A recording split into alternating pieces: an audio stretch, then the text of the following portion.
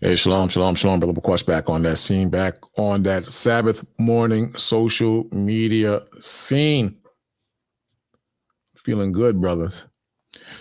Hope everyone had a blessed week. I did, man. Pretty good, man. The Most High looked out for me with the bills. It's just a day-by-day process with me. Hope you brothers and sisters, you're faring well as, you know, in regards of surviving our captivity and the hell that's unleashing in America. You know, we see the greed in the country expanding every day, man. And the students that, you know, they hardcore in them streets, man. They in those streets hard. But like I said in the past video, some have folded. Some have folded. It's hard, man, to maintain a fight against the beast. The beast knows all your weaknesses. The beast knows what you need. The beast knows how to manipulate the very system that you trusted to be against you. Yeah, the beast. Now, I've been saying this for, you know, quite some time. The beast knows what he and she is doing, and they're going to do everything possible to fight and maintain power in the system. And the thing with the average so-called American, they don't think that this man is capable of doing the evils that we talk about. We talk about the evils every day, and they don't believe that this man is capable of doing these things. And they're going to have a hardcore reality check when that food runs out.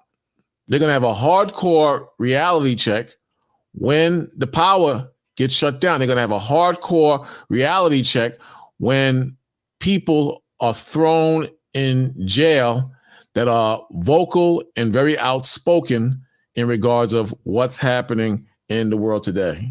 And it's coming. Just give it some time and you'll see. The fortunate thing is that you brothers and sisters that are believers, you know what's coming down the pipe. You know what the country is capable of, and you're going to maintain yourselves in the fight.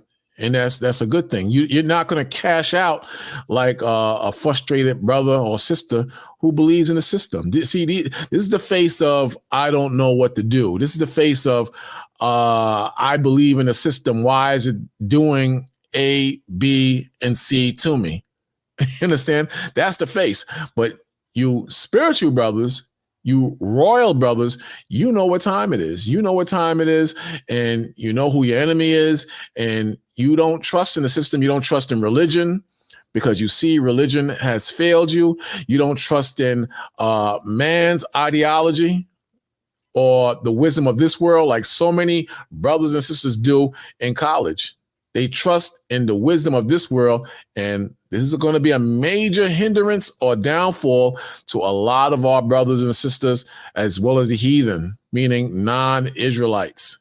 You understand? So eat your popcorn and drink your wine and follow current events, because there's a hell of a thing coming to this country, and people are totally unprepared, and they're going to be caught with their pants down. And the believers, us who know the Most High, we're going to sit right here and we're going to watch this show unfold. We're going to sit right here and we're going to watch it unfold. And it's going to be a hell of a show, man. So I'll be right back with you, brothers. Hang in there and maintain.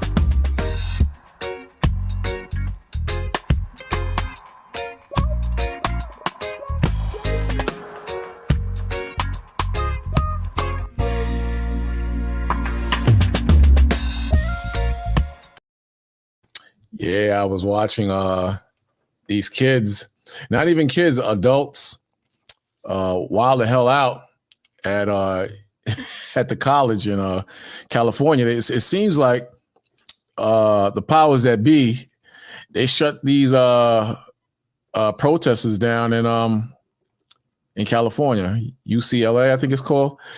And like I said in prior days, the moment they started talking about being expelled, I'm talking about the students now back in Columbia, up in New York, where we're at.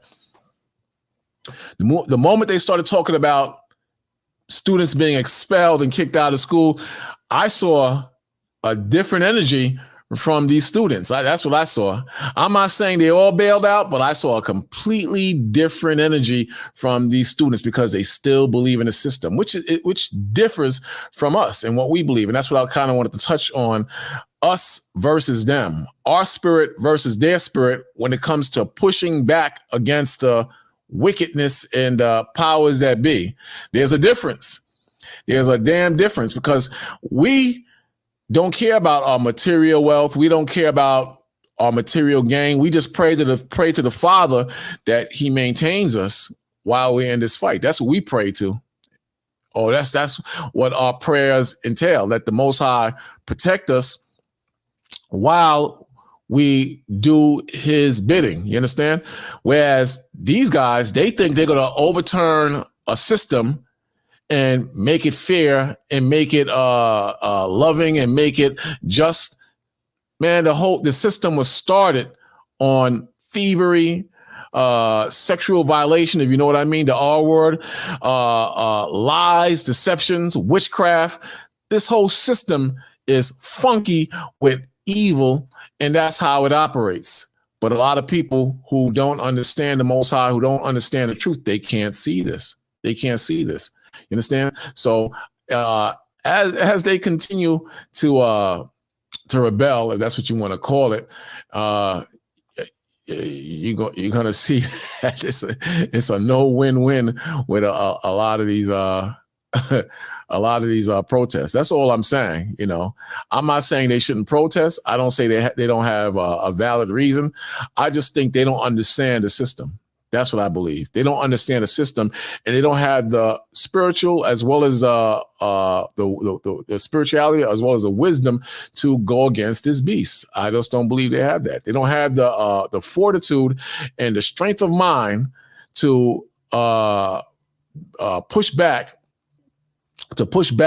when their livelihood is on the line. Once that comes into play, it's a whole different story. So what I'm seeing is that in California, that was a lock. It was a shutdown. You understand? And it's gotten to the point where the cops have sealed the area where they were protesting, cleaned it up, and now they're not letting them back in. And graduation will resume. Check it out. Let me get the sound up. Look at that. So this is days before they were ordered to leave. Now the place is cleaned up and they're out of there. And what I heard, they had certain agitators who sparked up physical violence so the cops would have permission to go in. But now look at this. See, and this is what I tell you, brothers and sisters, this is not our fight. This is not our fight. You understand? Let them damn kill each other if they want. This has nothing to do with spirituality or the Most High as far as uplifting the people. If anything, we can use it as an example to show that this system is against you and does not have any love for you. But one of the main things I want to bring up was that they believe in the system. The crowd appears to be cheering. I mean, they feel that they have accomplished something. As LAPD has been forced to retreat from the encampment, they made their way down the stairs, encountering a bunch of protesters and supporters of the encampment. And now you see them detaining one person who is being walked away in handcuffs. Bear in mind, this is days ago. Now, the recent news show that this is just really a recipe for disaster here. I mean, what has changed that prompted LAPD to make their way up the staircase in the first place. We'll stick with this. They were fighting for 2 hours some days ago. And that prompted the police to bum rush the crowds at some point and, stop this protest. But in other situations, it's a whole different story. Look what, this is, I believe, maybe today now in New York City, because it's saying hours ago. I don't know. I'll know today. But this thing, people are pushing back, and the way I see it is twofold. To one degree, it's orchestrated, it's enhanced by provocateurs and adults. Because I saw a report on the news that said how if they made, like, let's say 130 arrests, out of the 130 arrests, you found like 40 grown adults who aren't even students at the school. You understand? These are provocateurs used to spark things up. So there's definitely a plot and an agenda to overthrow the system. You understand? And this is where we come in. We separate ourselves from that because we know it's the Most High's judgment. We know it's the Most High's judgment, and there must be war. There must be war. People think that the Most High, the creator of Israel and all mankind, is just peace and love, and that's not true. The Christians, they think in that capacity. They think that the Most High is just all love, and that's far from the truth. That's far from the truth. So let me check my audio real quick. Yeah, all right, I'm good. So that's far from the truth. But us who have understanding and know the Most High, we know that Bible is going to be some serious things. But look at that, man. Look at that. These and same thing in Paris. I have footage from it. What's happening in Paris? This thing is spreading. Imagine if the word of the Most High could spread like this in the minds of our people. Could you imagine? Imagine if that was the case, that people would love the Most High on this capacity and just rebel against the government teaching our people to break the commandments. They would rebel against same gender marriages. Could you imagine if our people took an uprising like this in the spirit of the Most High? Could you imagine how that would be? Not happening now, but one day, man, we'll see. People are going to wake up. But right now, they're under the spirit or the ways of this world. That's what they're under right now. They're under the influence of this world. And, our God, our power says in 1 Corinthians 3:19, it says, for the wisdom of this world. See that? Now, the wisdom of this world comes out of all these colleges. You understand? The wisdom of this world relates to what's happening on Wall Street and the value and the usage of money in opposition to the value and usage of the Holy Spirit. The wisdom of this world is same-sex marriages, which is contrary to spirituality, which is contrary to what the Bible is talking about. The wisdom of this world is that your gender can be determined by how you feel, meaning feelings. This is an issue. When we go into the word of the Most High, people get caught up into their feelings, where the Most High, he doesn't care about your feelings. This is why they get so mad when we bring up the scriptures of the Most High. Let me show you something real quick. This is why they get so mad.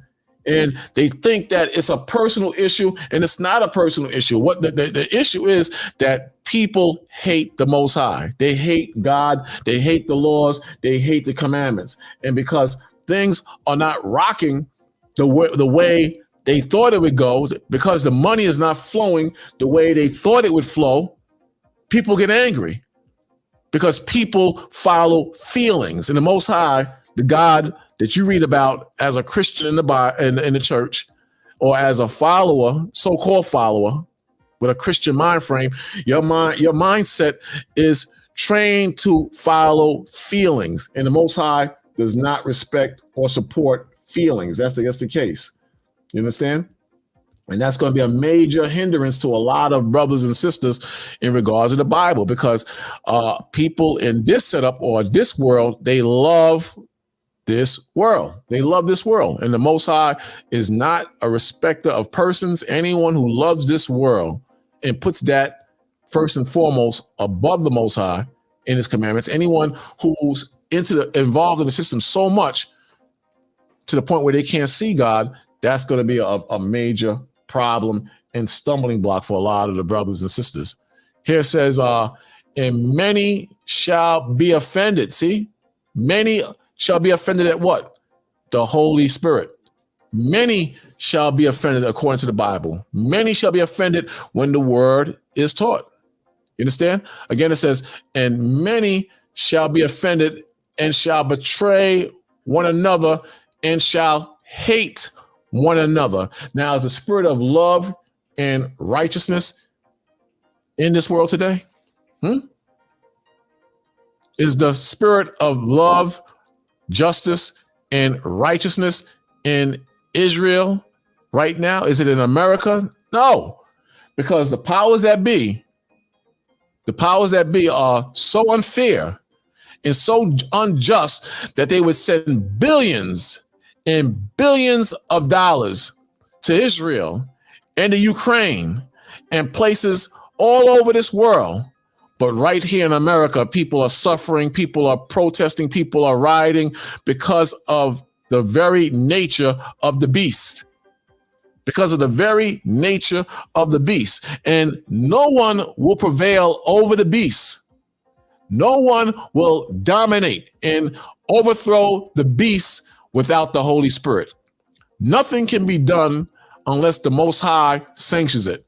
And if you don't have the Son of the Most High, if you don't have who they call Christ in your spirit, in your teachings, in your life, in your household, you will not survive.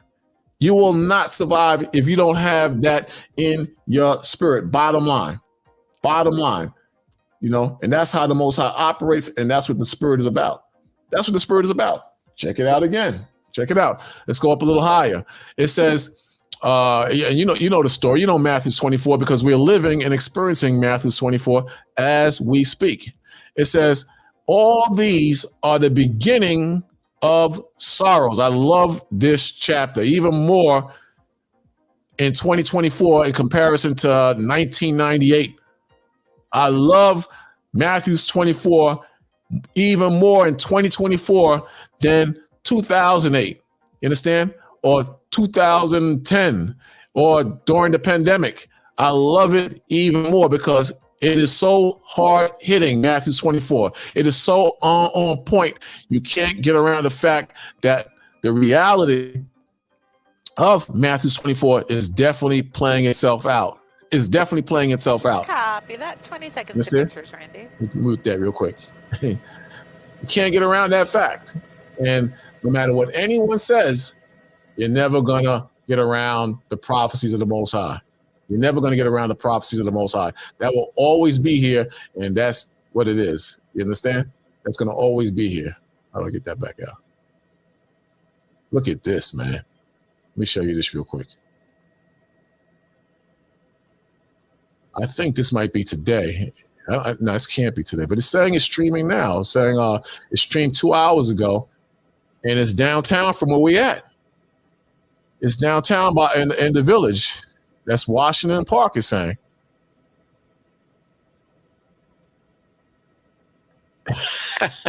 Look at this. They can protest all they want, but you understand? It's just going to be anarchy, man. And the beast is going to fight back. I'm not saying this is not part of prophecy, because this is part of prophecy too. Second Ezra 15, the Most High put the spirit on them to rebel. So these are making major dents. Off the picture for a moment, it will be back on them. These are making major dents They're off in the powers that be. But it will be So back on. everything that happens on this planet is of the Most High. Everything that happens from a little household to the government is of the Most High. And there's nothing you can do about it but either jump on the side of the Most High or be a devil. You can jump into righteousness or you can walk in unrighteousness and be a devil. That's the only thing you can do. Anything other than that is outside of the spirit of the Most High. You get what I'm saying? Anything other than that is outside of the spirit of the Most High. Look what it says here, right here.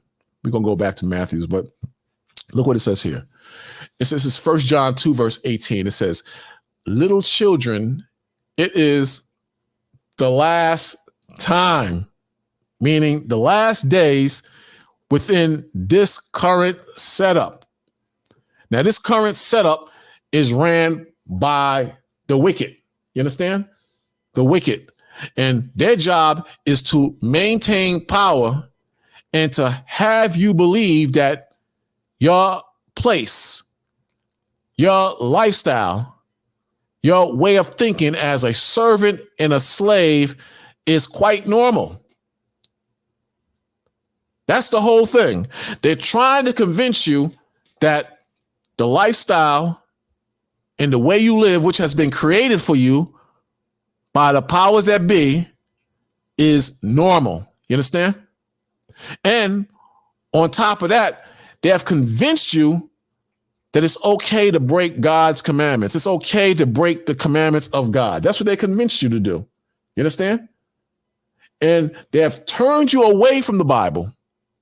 They have turned you away from the Bible because the fear is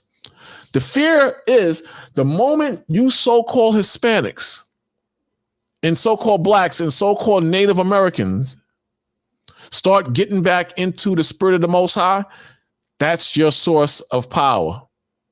Imagine an outlet and the plug to some form of machinery or an electrical device or the TV. Let's use a TV, for example. It's plugged into this outlet, but the plug is halfway in the outlet and halfway out. And every time someone walks by the outlet, it jimmies, it shakes. So the TV goes off, it goes on, it goes off, it goes on. You get a blurry picture, you get a full picture. That's how Israel is now, you so-called Negroes and Hispanics. The spirit of the Most High wants to work with you, but you have not fully connected to the source.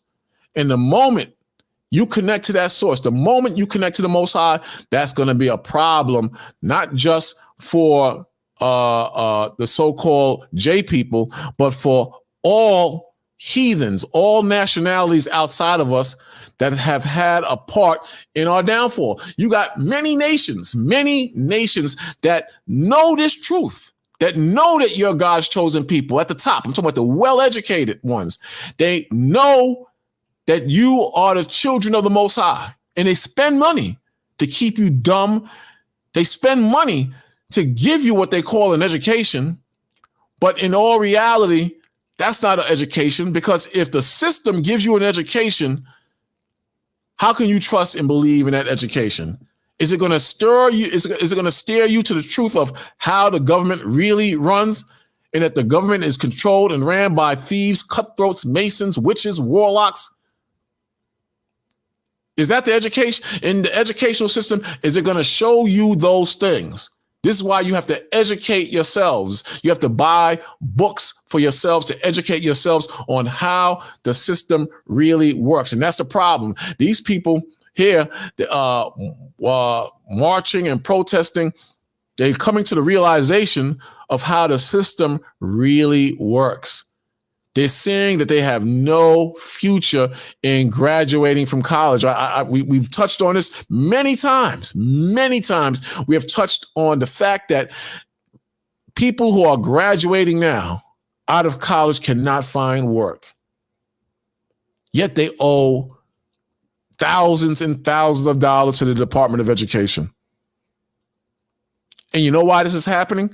Because they have not been educated on how the system really works. So now their feelings are hurt. And now they're protesting and trying to push back, and they're trying to get the beast to diverse away from funding Israel, funding countries with weapons. They're trying to get the beast to do that. And I just don't see that happening, at least not on a large scale. I just don't see that happening. I don't see that happening. I just don't see it happening. And as things get worse and worse, the system is going to break down because, it's making dents in the system because now the world is seeing what's happening. The world is seeing what's happening. Bear with me one moment. So, again, in Matthew's, is very clear. He says, all these are the beginning of sorrow. So the wars we're seeing over there in the Gaza Strip, the Ukraine, various parts of Africa, the wars that are just about to heat up or the ones that are heating up, these are just the beginning of sorrows. If your pockets are small and you haven't trusted in the Most High, if your pockets are not stretching as far as they used to go financially, Most High says that all these are the beginning of sorrow. It's just the beginning. You haven't seen anything yet. And in your personal lives, if you're going through, unhappy situations, if you know what I mean, if you're being laid off, if you're having marital problems, you have to lock into the Most High. You understand? A lot of us who are believers, I would even say most of us who are sincere believers, the Most High, the same God that you have either heard about or you think you're following, has looked out for us tremendously. So we realize there are benefits in serving the Most High. There are extreme benefits in serving the Most High. But now, if you choose to rebel against the Most High, then you're going to have problems. And a lot of you're having problems because you have not submitted to the Holy Spirit. You have not. And you have not acknowledged the fact that these are the beginning of sorrows. This is why you're scared. This is why you don't understand. This is why you want it to go away. How could you want what the Most High is ordaining on this earth, whether it's death, suffering, pain, destruction? How can you, as a so-called believer, want the famines and pestilence to go away? The Most High, he brings he brings everything that's happening. The Most High, he's bringing. It says, all these are the beginning of sorrows. Then shall they deliver you up to be afflicted, and shall kill you, and ye shall be hated of all nations for my name's sake. And that's a part of serving the Most High too. It's just that in these times, the Most High has got us. He's got us. You understand? 10th verse says, and then shall many be offended. That's the key point I want to touch on. Many shall be offended at the Most High. Many shall be offended at the law.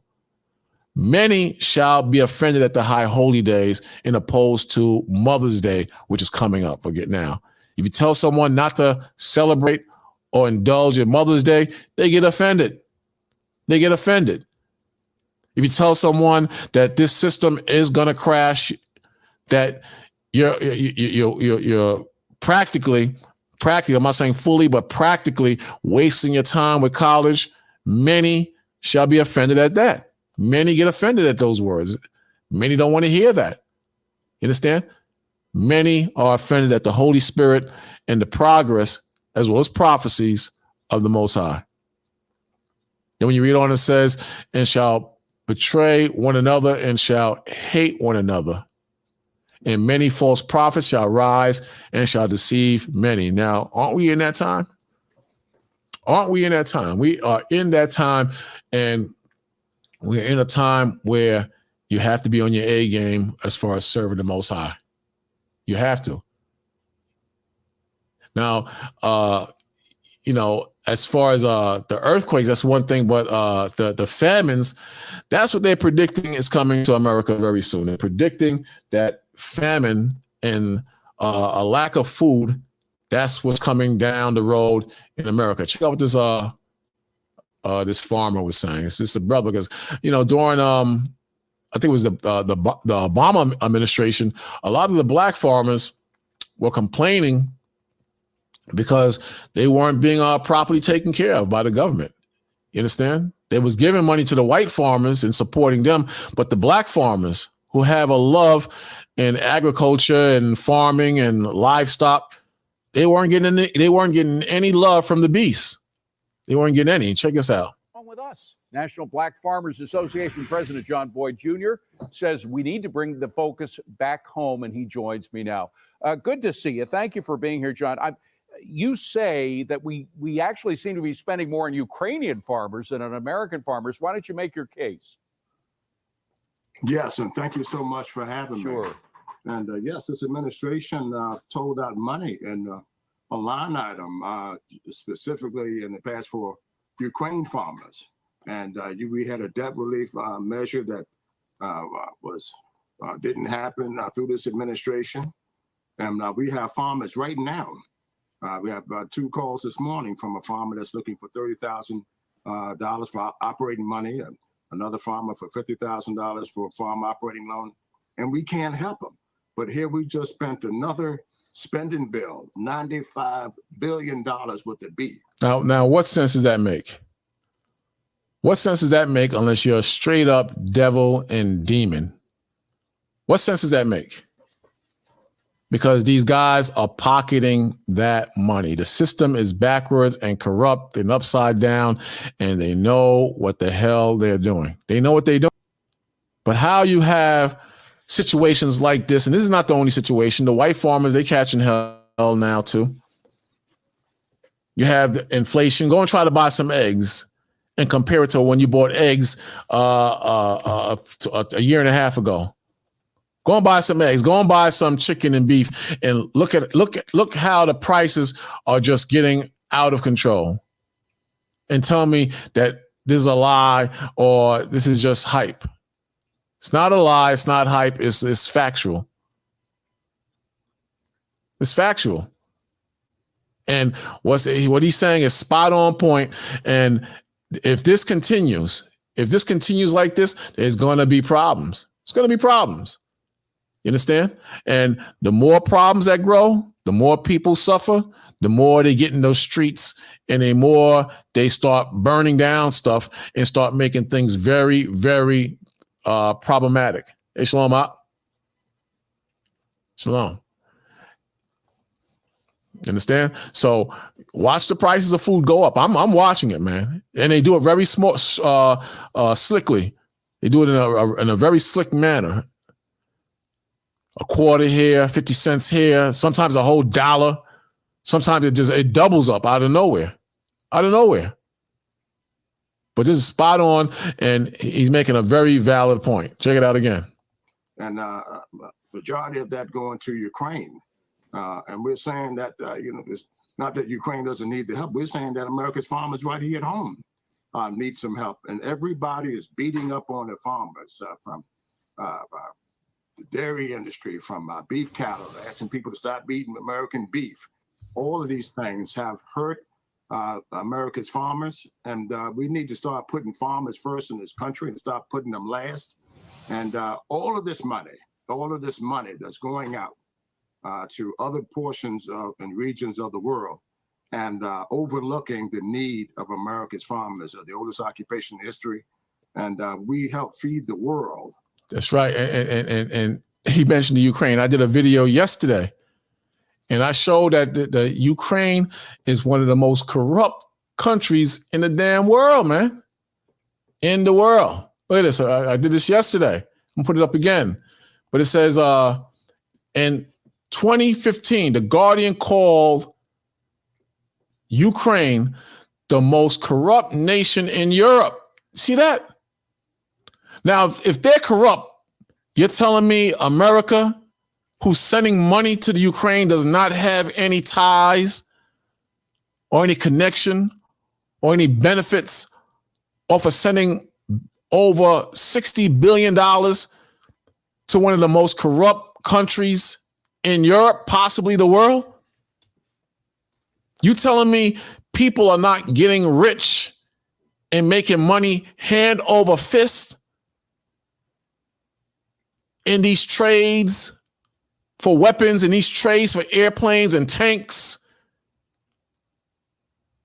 or business deals just in general under the table? Are you telling me that this current system, this current administration, as well as the past or the future in America, are not corrupt? You're out of your mind if you still believe in this system. This is why you are a fool to turn back. You're a fool if you are in this faith and you decide, I think I could be a movie star or a rapper.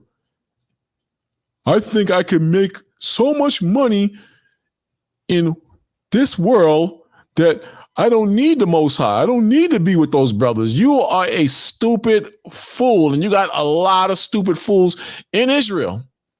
I'm talking about brothers who are once enlightened with the word of the Most High,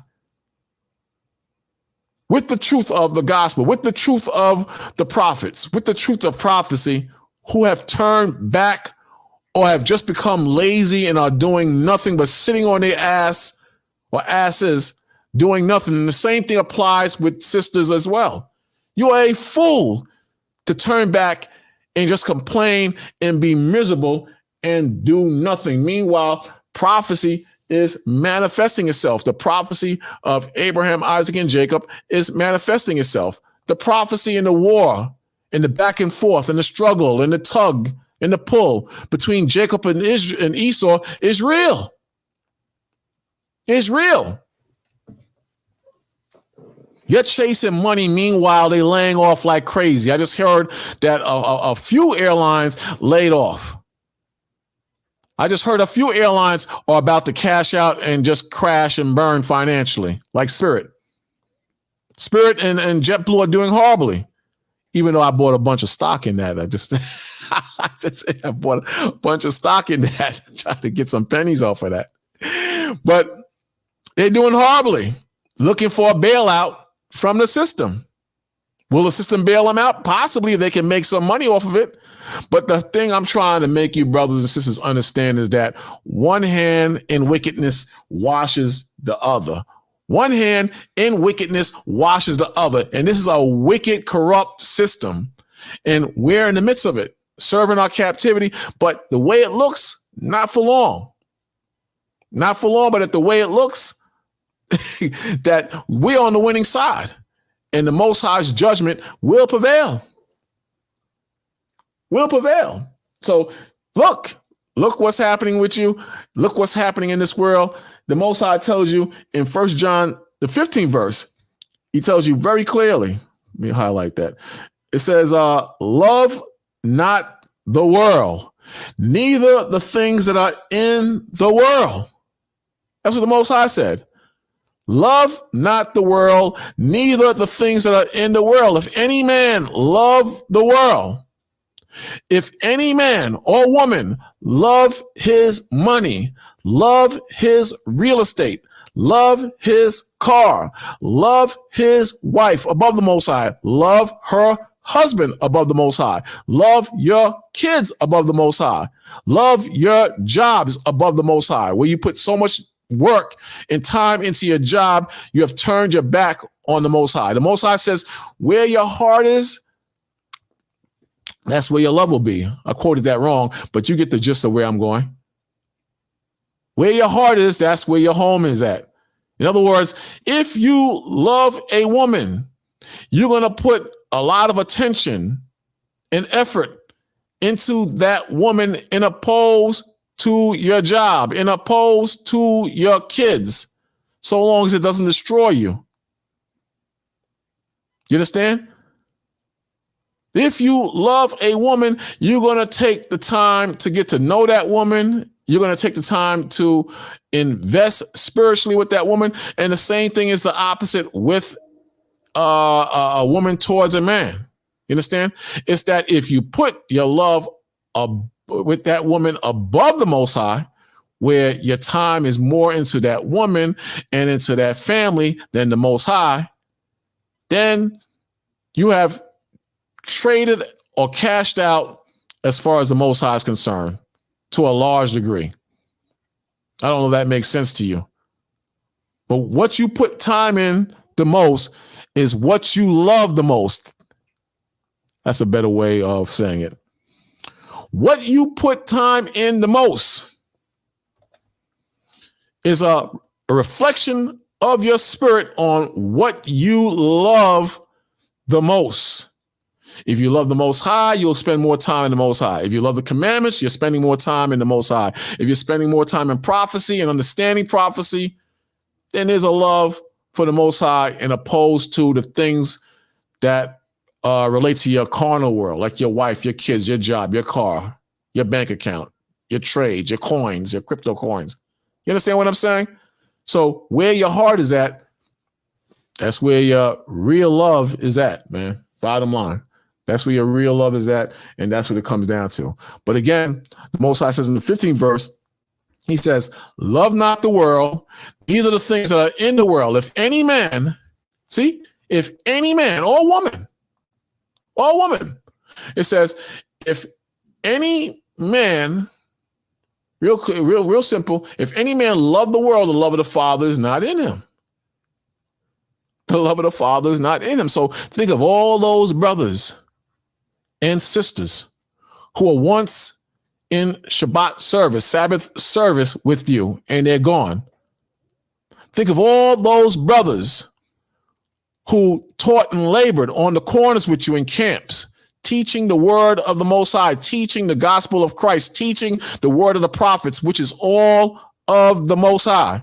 And they are no longer with you. You haven't seen them in months or years or decades. Why is that? Because the love of the Father is no longer in them. The love of the Father is no longer in them. You understand? Then the 16th verse says, for all is in the world, the lust of the flesh, meaning carnal things, not spiritual things. The Bible says that the spirit is willing, but the flesh is weak. The flesh is weak to what? To money and greed and to unlawful sex, into drugs.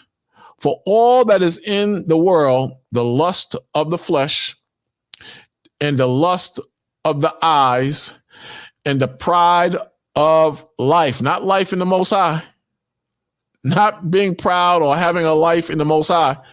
The pride of life is of this world, this life.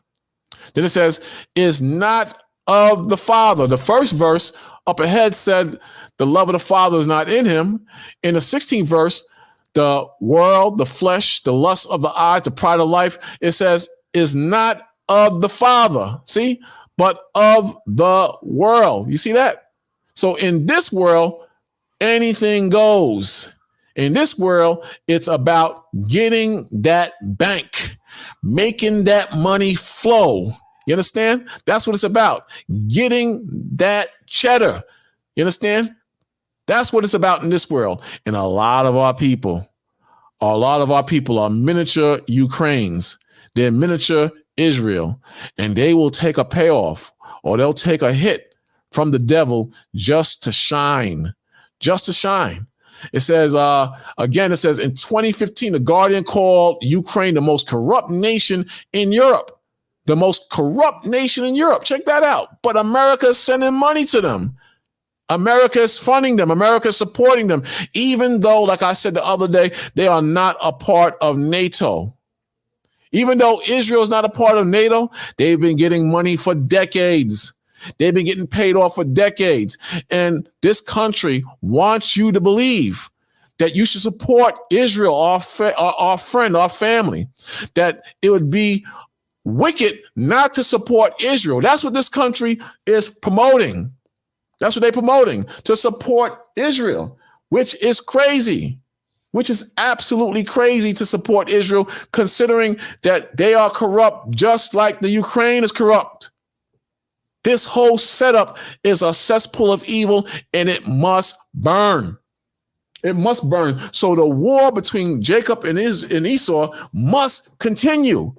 You cannot go backwards. If you are sitting on your ass and you have not been teaching in decades or months or years, you need to get off your asses. It's not hard to sit in front of a cell phone and teach a lesson to save a brother. You understand? It's not that hard. It's not that hard to buy a laptop. You can get a laptop today for like under $250. Plug in a USB microphone for $35, a 5-fine microphone for $35. And show your people their transgressions.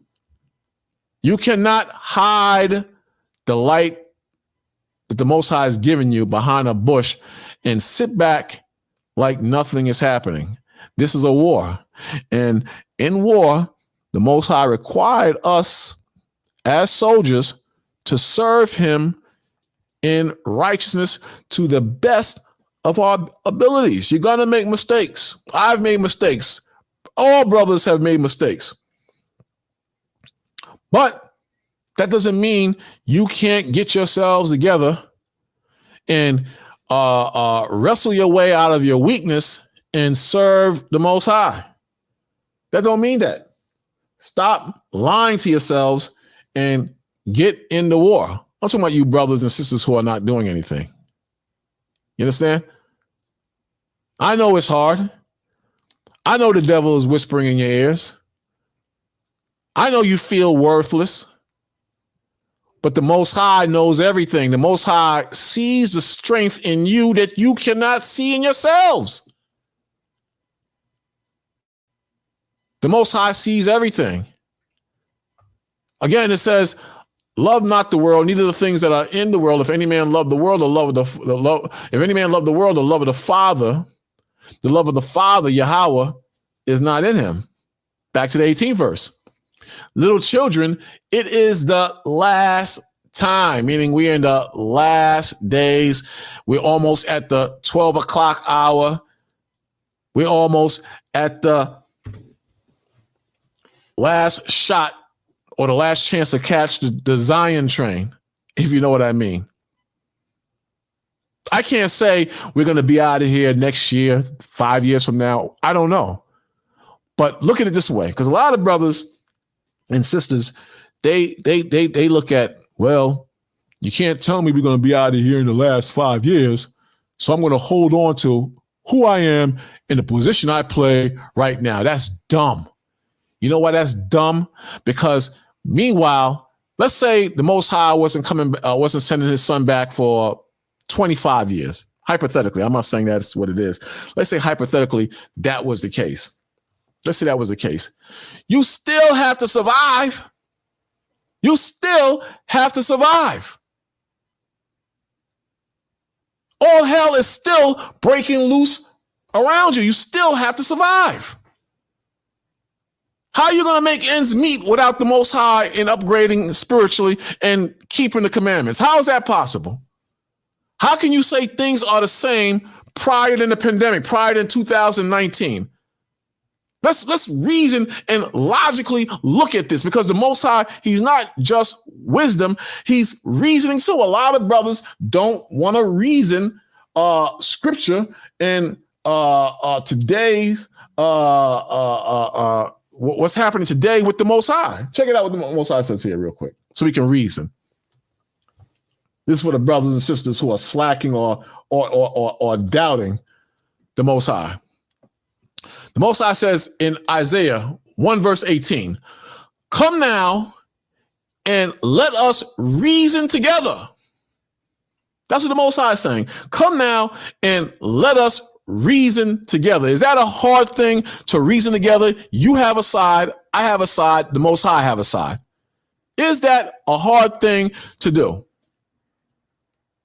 If we reason together what is happening in the world, things are a lot worse in this country than it was prior to 2019.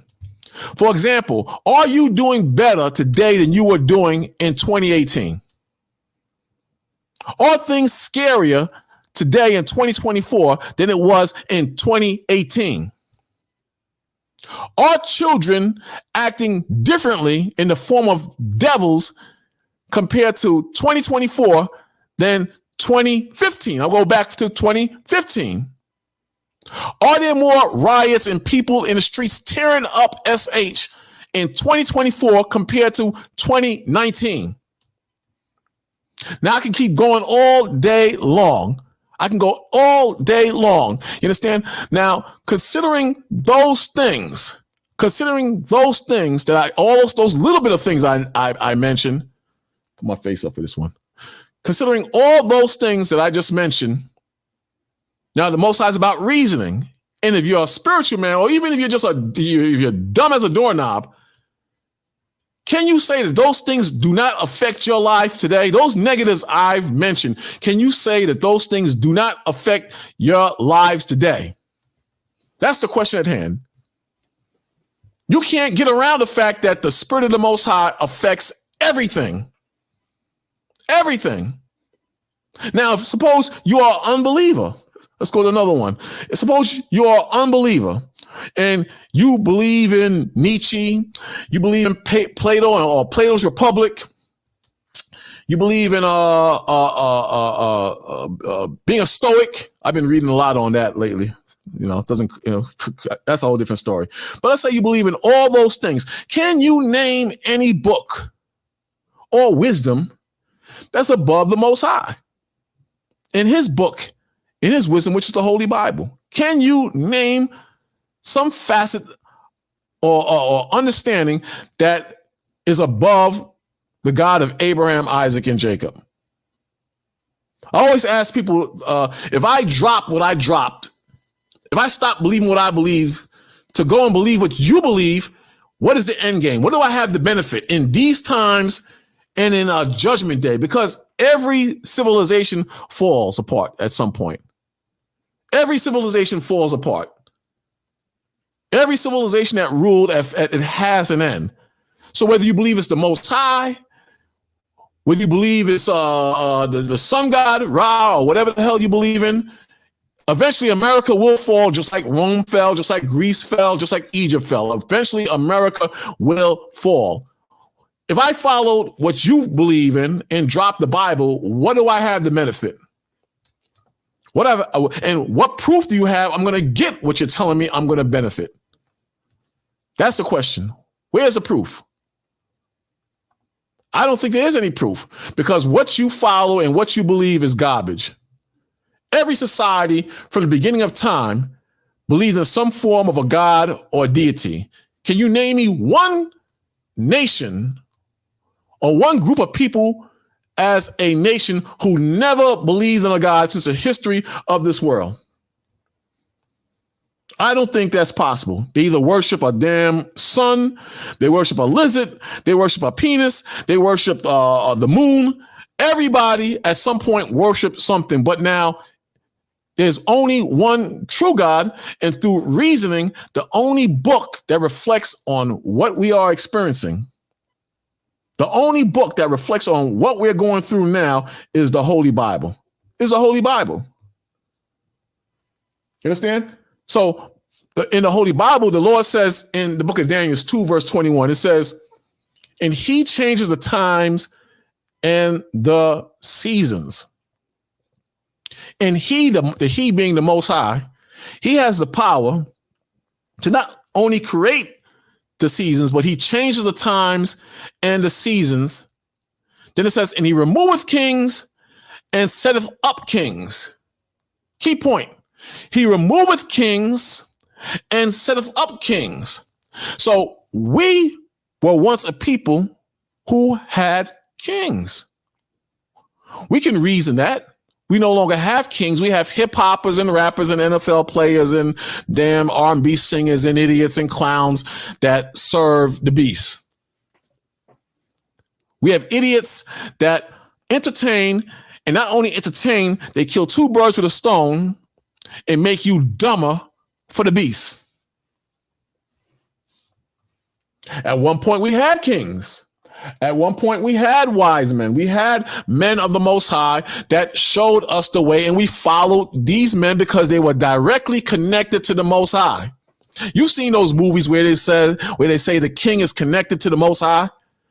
You've seen that. They put a king on the throne and they said he was directly connected to the Most High. King Saul at one time was connected to the Most High. We desired a king and the Most High gave us King Saul. And what happened? King Saul started doing his own thing and he rebelled against the Most High. And then King Saul was knocked out the picture. And then David came on the scene. And David was connected to the Most High to some degree. In certain cases, they had counselors and they had priests that would give them wisdom from the Most High, and they would connect to the Most High through that right-hand man. And eventually, David, he took a turn for the worse, and he broke off from the Most High. Same thing with Solomon. It's always been that way. But the point I'm trying to make is that we connect through the Spirit of the Most High. And what I'm trying to show you through reasoning, we see that the Bible and prophecy is the only thing that relates to what's happening on this earth right now. So that nix any form of Islam, that nix any form of Japanese gods or religions, that nix any Shinto or any other belief of Chinese religions or belief, that nix the East Indian, the Elamites, their belief in whatever the hell they follow. That nix definitely just being a follower of this world. That totally nix all those aspects of following this world. Again, the Most High told us. He told us in Isaiah 1 verse 18, "Come now and let us reason together, saith the Most High. Though your sins be as scarlet." Scarlet is a deep, deep red.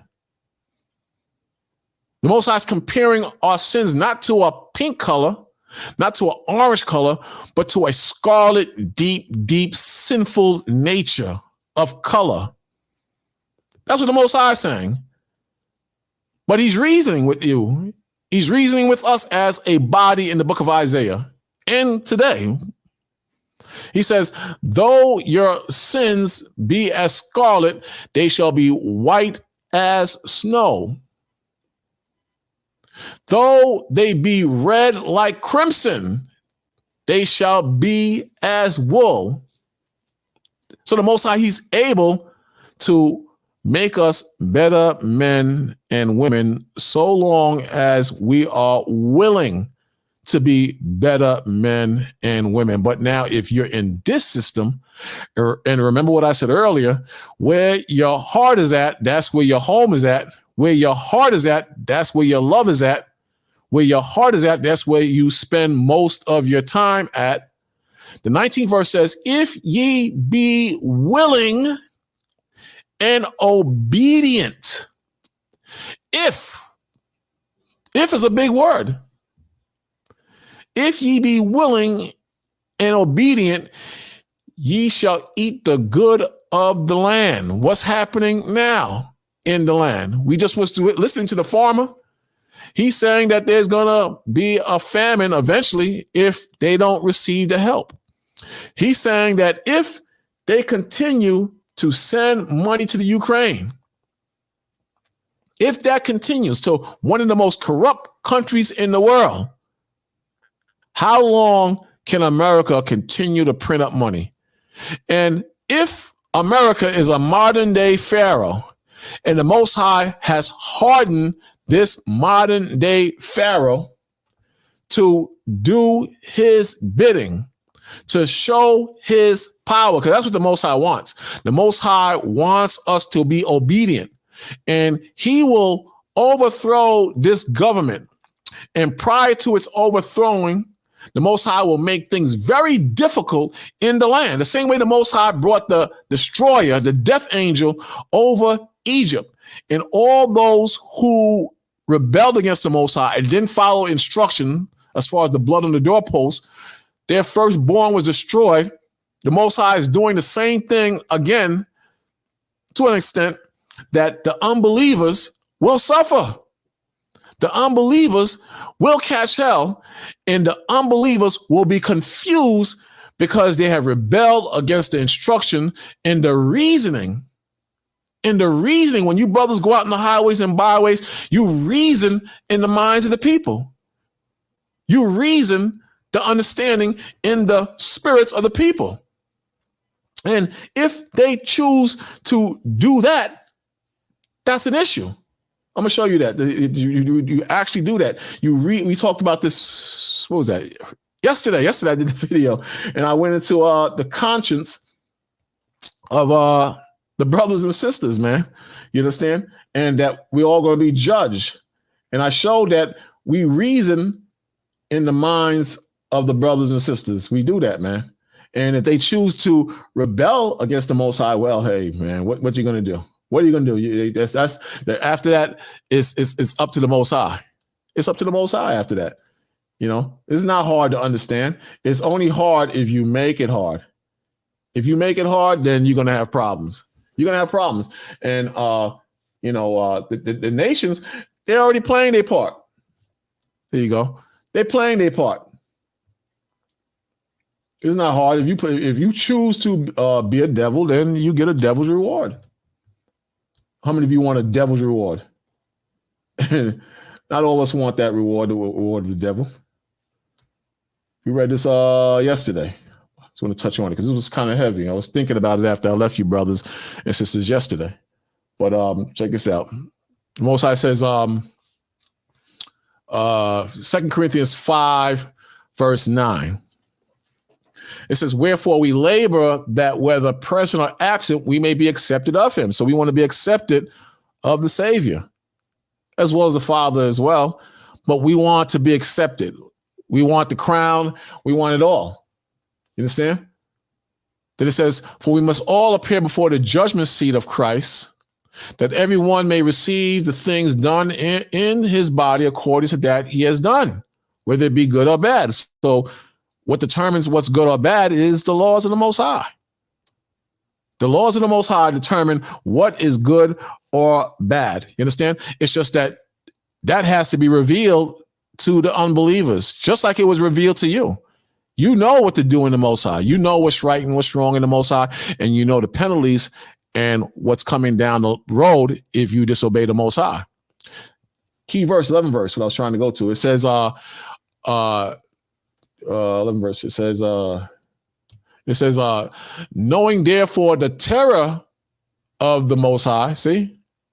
Knowing therefore the terror of the Most High. So we know the terror of the Most High. We know the judgment of the Most High. We know what's coming according to the Most High. So it says, again, it says, knowing therefore the terror of the Lord, the Most High.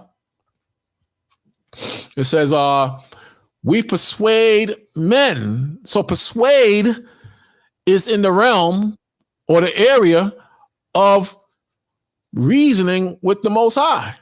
You know what I'm saying? Hey, Shalom up. Hey, Shalom. All right, 1 second. So we know that's in the area of reasoning with the Most High. It says, knowing therefore the terror of the Most High, we persuade men. So when we're on the highways and byways, in the corners, we persuade men that this way, the 2024 way, is not the Most High's way. That men with men is not the Most High's way, even though the powers that be and the Zionists and so on and so forth, they're pushing these wicked agendas. Yet they claim to be the men of the Most High. We persuade people that women ruling over men and dressing like whores is not the Most High's way. We persuade men to keep the commandments. But we are made manifest. To manifest is to be made known. So it says, but we are manifest unto God.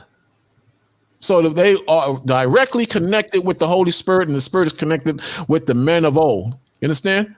And those same men of old taught our brothers and sisters of old the truth of the Most High. Then when you read on, it says, and I trust also are made manifest in your conscience, meaning your spirit. You understand? So if the prophets of old and the men of old showed the destruction coming to America and various parts of the world, And we understand that through reasoning that no other book does that. No other book is spot on with that. If we see that, then how is it that you can't see through reasoning and understanding scriptures that this is the way, that the Bible is the way? To hell with the other books. To hell with the other books. This is the way. You know, what's going on up? Ain't none up. All right, man. You know, I was just explaining to them that you would be a fool to go back, man. There's nothing to go back to. And the Most High, he's opened our minds to that. It's just that you have to be real ignorant now. Maybe in 20 years ago, you could run that game. But right now, you would have to be real ignorant or just a straight up devil to believe you can go back and you'll just be all right. You know, you have to be stupid. But the point I was making earlier, even if you don't believe the judgment day is soon, how the hell are you going to make ends meet and survive in this current setup? It's like running into a log cabin and snakes and scorpions and bears and leopards are outside of the cabin at level 3. And you're used to that level 3, but it's still you can't tolerate it. So you're in the cabin with me. But now you're saying, I'm going to go back out into the forest, and the snakes, scorpions, bears, leopards have increased tenfold. How the hell are you going to survive out there? You might have gotten by a little bit some years ago, but how the hell are you going to survive in 2024 with all the damn things happening? You want to go to work? Spirit, JetBlue, Verizon, McDonald's, everything is letting go. You understand? You want to go and shop and eat good? Liquor is going up, food is going up, gas is going up. What are you running back to? What are you running back to? I mean, that's reasoning. I mean, come on, snap the hell out of it. You know, even the illegal hustle is coming to an end. The drug game, the weed game, you know how you used to have those what they call them, basically when they would go in the store, they had a word for it back in the day when they used to go in the store and take clothes and they would show up to your house like, yo, I got this, man, and you want to buy this. Shoplifters, whatever. Right. That's out the window now, because they cracking. Esau Edom is cracking down on everything, man. And like the elder said, there's nothing to go back to. Right. Like 20 years ago, you can maybe move around, whatever. But now you see wickedness is at a height, man. You can't trust nobody now. Anybody you get into any kind of dealings with, if it's involving money, and you got to watch out, because these people like we read in I think it's Isaiah. You bring that scripture out a lot where it said, trust not in any brother. Right. Any brothers will utterly supplant. Right. So everybody trying to get over on everybody now. So the 9 to 5, you either overqualified or underqualified now. You go to school, you get a 4-year degree, you come out looking for a job in that field. Oh, there ain't no jobs. Now you gotta, take a step back. Now you gotta work in Dave and Buster's or damn BBQs or something like that. And there ain't no money out here. It's no money out here, man. Jobs is being cut. You got all these businesses shutting down. So our people, they like to be lied to. Like, they'll get on and watch the State of the Union address with Joe Biden, and he'll say, yeah, employment is up. We're creating 100,000 more jobs. They say the same thing every time a new president gets in office, man. And you don't see it. You don't see you getting a job. You've been looking for a job. You got to go on all these different sites to find a job.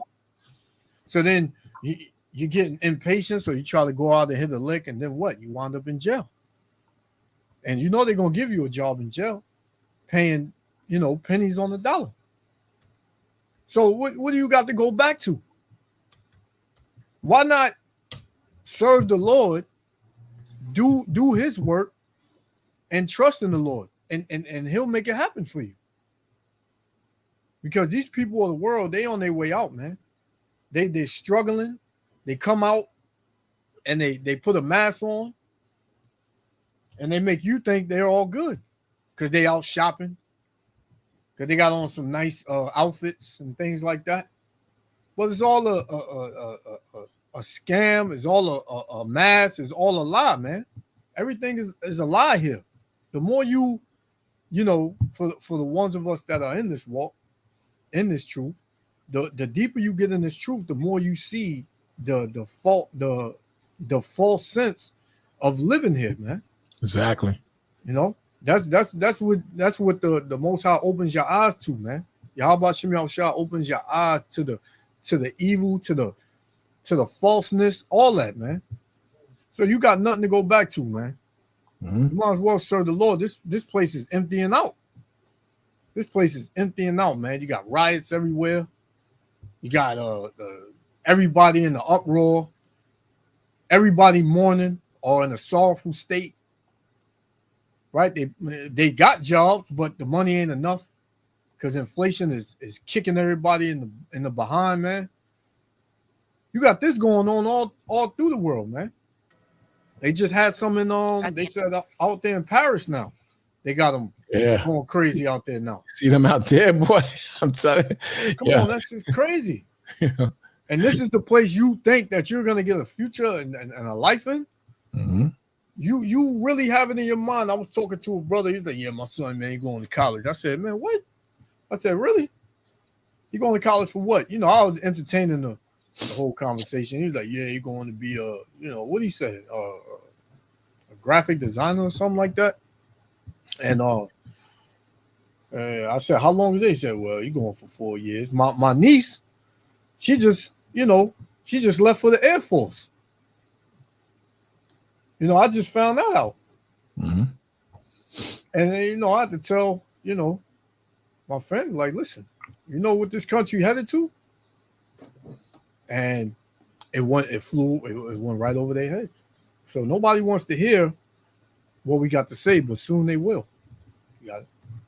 Yeah, they not reasoning the situation in their mind with the Most High. Even if you rebelling against the Most High, you should have enough sense to reason what the hell is happening around you. Exactly. No, that's you're a damn idiot. You're a damn emotional idiot, man.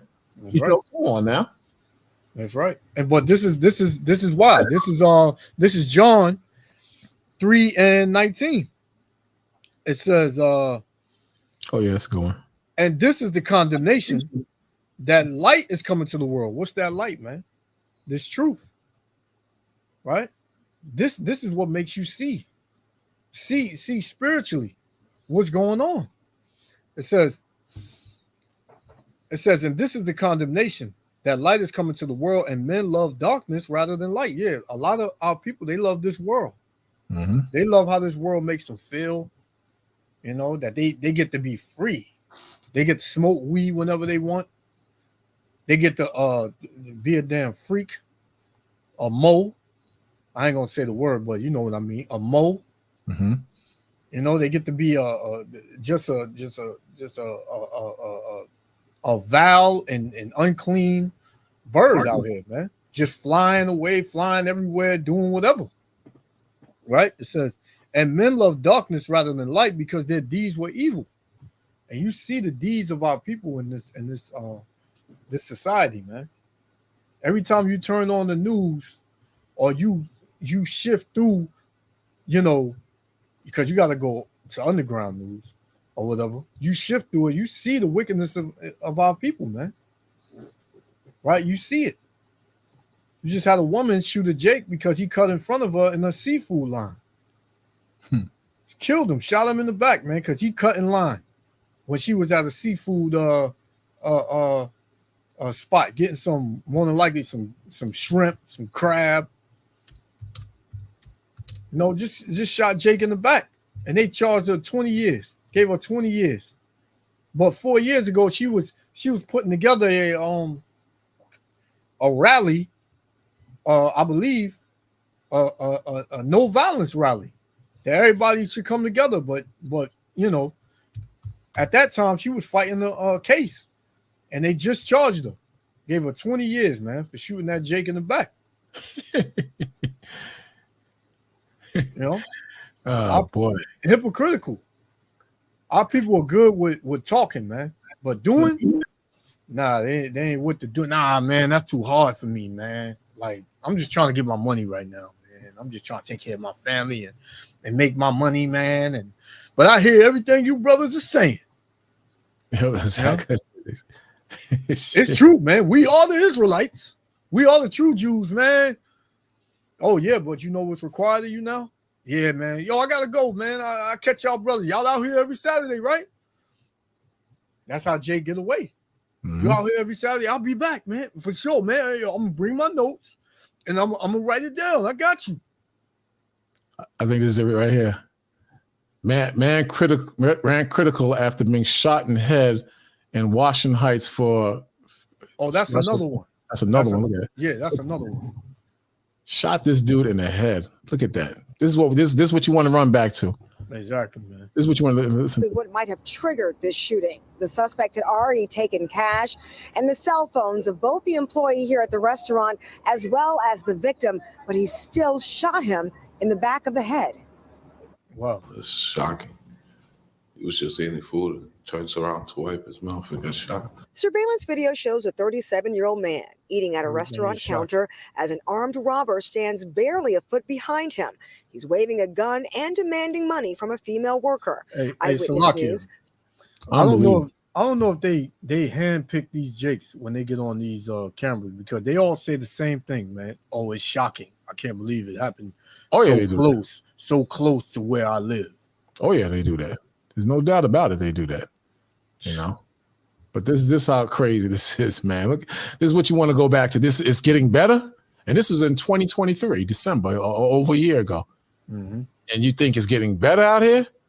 Exactly. This is where the reasoning comes in, man. You have to reason with spirituality and get your head together, man. You got to get your head together. This stuff. I mean, no, unless you just want to be a dumb demon. That's the only way. That's the only way that's going to work, man. It's the only way it's going to work. Let me just read this real quick, and you can go to your verse. You know, it's about you got to reason, man. You got to reason in your spirit. Even Job reasoned with the Most High. You got to reason and then consider that you might. The scripture says, "Consider your ways." It says that I think it was in Chronicles. Consider your ways. It says, "Surely," Job says, "Surely I will speak to the Almighty." See, a lot of you don't speak to the Almighty. If the Most High speaks back to you, you just start listening. You know, don't go down that street. Don't deal with that sister. Don't deal with that brother. Don't take that job. Why are you taking that job? It's going to interfere with you serving the Most High. Why are you doing this on the Shabbat? The Most High speaks with you daily, man. You know, speaks with all of us because he's using us. So it says, surely I will speak to the Almighty, and I desire to reason. I desire to reason with the Most High. See that? Same thing like in Isaiah 118. I desire to reason with the Most High. Then he tells his friends and man, we use this for man, many are enemies that try to persuade us away from the Most High or away from reasoning.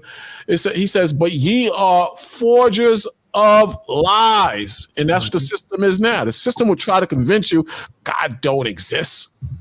That book is a book of fairy tales. It's plagiarized.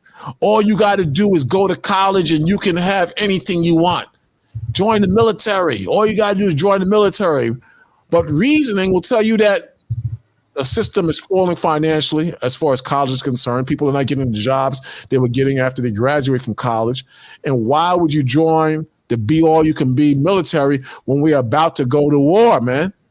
Come on. Right. Reason with the Most High. It says, but ye are forgers of lies, ye are all physicians of no value. So we're spiritual physicians at Yahushua, the Lord said, you understand? And our value lies within bringing brothers and sisters back to righteousness, back to the Most High, before the destruction even hits, to be under the shadow and wings of the Most High and not the shadows of Egypt, where you will suffer and you will not benefit. You understand? So these are physicians of no value, whereas the Most High made us today physicians to serve the Most High. Sure. You know, I mean, how hard is that to see? How hard is that to see? You understand? You want to go? I brought you back to John. If you still want to finish that up, you understand? Con. It says in verse 20, for everyone that doeth evil hateth the light, neither cometh the light, lest his deeds should be reproved. Yeah, our people don't want to be corrected. You know, when you tell them you can't eat pork, they run. When you tell them they can't smoke, you know, weed or cigarettes, they run up the block. Mm-hmm. When you tell them you can't sleep with other women's wives, hey man, but she was feeling me, man. Like, listen, yo, hey, it happened to me, so hey, I'm gonna do it. Yep. You know, Jake don't want to be reproved because what he hate the light, man. And his deeds are evil, man. It said, but he that doeth truth cometh to the light. Yeah, those that are in the upright spirit, those that seek Yahweh Shem Yahushua and the understanding. It says, oh, you took it off. I was reading on the screen. I get it. Count the water. It said that his deeds may be manifest, that they are wrought in the Most High. Yeah, because listen, when you do the works of Yahweh Shem Yahushua and you do what's commanded of you, hey, the Most High puts that shine on you, man. He puts that light on you, and as you know, we was going into it last week. People can see that light. They know it's something different about you when you're doing the work. Everybody would always say, "I'm different. I'm different," but you do the same things. So how are you different, man? Because like I said earlier, our people love to talk, but they don't want to do the work, man. You know, they want to they just want to talk and well, I'm gonna get that too. This is Titus, right? Titus chapter 1 and 16. It says they profess that they know the Most High, but in works they deny him, man. So you profess you know the Most High. Yeah, I know God. I pray to God every day. You know, I repent from my sins. You know, I'm saved. You know, that's what our people say. It said they profess that they know the Most High. Yeah, they profess. Yeah, I know God. I know his ways. Thou shalt not kill. Thou shalt not steal. He said, but in works they deny him. But yet, you know, they get out of church and they do all of the above. Right? I was just going through a rough patch. It says, being abominable and disobedient, and to every good work a reprobate, man. Meaning that you don't know how to do good. What did the Most High say in Jeremiah 4:22? My people are foolish. And Sardis, they do not know me, man. Said to do evil, they know how to do evil, but to do good, they have no knowledge. I'm paraphrasing. So our people know how to do evil. It's easy to do evil. And the kicker is our people know when they're doing evil, but they don't want to, you know, get right, man. They just want to do it, and then they think that at that last trumpet, they're going to switch up. Yeah. They're in for a rude awakening because it's not that simple. Nobody's going to escape the judgment of the Most High. Exactly. Nobody's going to escape it. So it's in your best interest to get right with the Most High. At least start making steps in that direction. Because, like I said yesterday, you can't look at prophecy and see they're increasing, but you don't increase in spirit. You got to increase in spirit. You know. You know, they say they hear nothing. I hear nothing. You can hear me, right? Yeah, I can hear you. Yeah, he saw the brother is saying he don't hear nothing. I think Michael Oliver's on there. He hear me. Hey, True Light, you don't hear me, man? You can't hear me? I mean, I don't know. I don't know what that means. Yeah, I don't know. You know, so I don't know, man. But case is you got to change, man. You can't stay how you are. That's how it is. Bottom line, because you know, Christian dogma. Come as you are. That Christian dogma. Right. They always say that. I don't know where they get that from. Come as you are, man. That's not even in the Bible, man. I had a dude, he had on a dress. He wanted to go to church. Man, I couldn't believe it. He told me to come and get him. I'm thinking this dude is a regular dude. I come to the door. This dude have on a bright red dress, man. What? Yeah, he said, man, because his cousin told me he wanted to come down to the spot. So I used to do my class on Thursdays, and I have this brother, his name was IDR at the time. I would have him, he would come in and he would take over. So I told him to get on the podium, teach for a while. I'm going to go and get this brother. So I get my car, I drive to the damn crib. This dude got on a full red damn dress, man, a dress. And then he ran back in the back of the apartment. I screamed on him, yo, come back over here, man. He comes back with the dress and said he want to go like that. I said, man, you ain't going in the damn school like that. You crazy. And he started going, but I got a weed problem. I said, brother, you got more than a weed problem, man. Yeah, definitely. Left his ass right there, man. You know, some people don't want to let it go, man. They don't want to let go their habits. Yeah, they want to let them go, but you're gonna die. You're gonna die in those habits because again, like the brother was reading earlier in John, it said but it says but he that doeth truth cometh to the light, that his deeds may be manifest, that they are wrought in the Most High. So you're supposed to see your evils in the Most High and change them. But now if you can't do that, you got a problem, man. You got a problem, He said he's good now. I kind of that's good. All right, shalom, brother. Yeah, but like you were saying earlier, like our people so stuck in their ways according to this world. They want to stay in it. But what is it really? What is this world really teaching you, man? How to be evil? Even back in the beginning, during the time of Moses, and even during the time of Noah, right? When you read Genesis 6:5, it says, "And the Most High saw that the wickedness of man was great in the earth." So the Lord seen the wickedness of man, that it was great in the earth. This was ages ago. It says, and that every imagination of the thoughts of his heart was only evil continually. Right? So it was a continual thing. It was getting worse and worse and worse, man. And it was a perpetual thing. Right? When you jump to verse 8, it says, the earth also was corrupt before the Most High, and the earth was filled with violence. So that's what you're going to get, man. If you stay in this world and you think to make a life in this world, you're going to catch one of these, man. You're going to catch the wickedness of man coming upon you. You're going to get hit with that violence, man. A lot of people are going to be cut off in this place. And when we speak, you may think if any heathens come on this thing, we're not speaking to you. We speaking of our people. Our people got to come out of this world, because this is the Lord said, "Arise ye and depart." But this is not your rest. This is not your rest, man.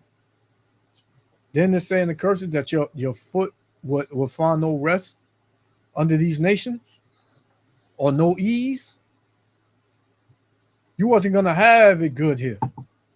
No matter what level you go on, no matter how much money you got, what status you got, how famous you are, you're going to catch hell. You're going to catch hell because nobody is exempt from the judgment of the Lord, man. You got it. Yeah, they think they smarter than the Most High. That's what they think. Yeah.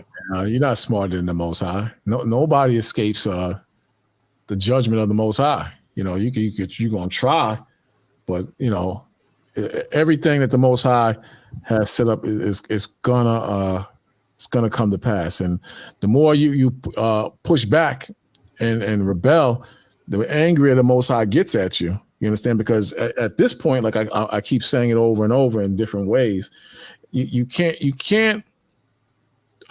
say you don't see what the hell is going on unless you're just desperately wicked.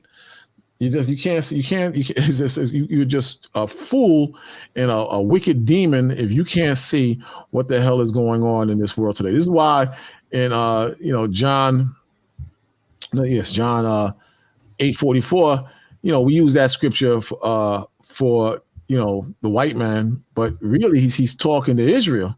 And this is why he said we're devils, man, because we choose to be a damn demon rather than serve the Most High. So John 8:44 says, "Ye of your father, the devil." You understand?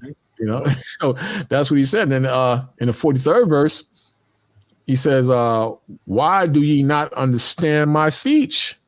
See, that's what he's telling Israel.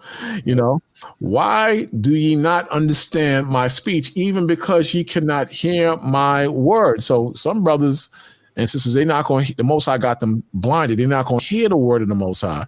Mm-hmm. No matter how much you teach or what you show them, they're not going to hear the word of the Most High. You understand? But we don't know which ones the Most High want and which ones he don't.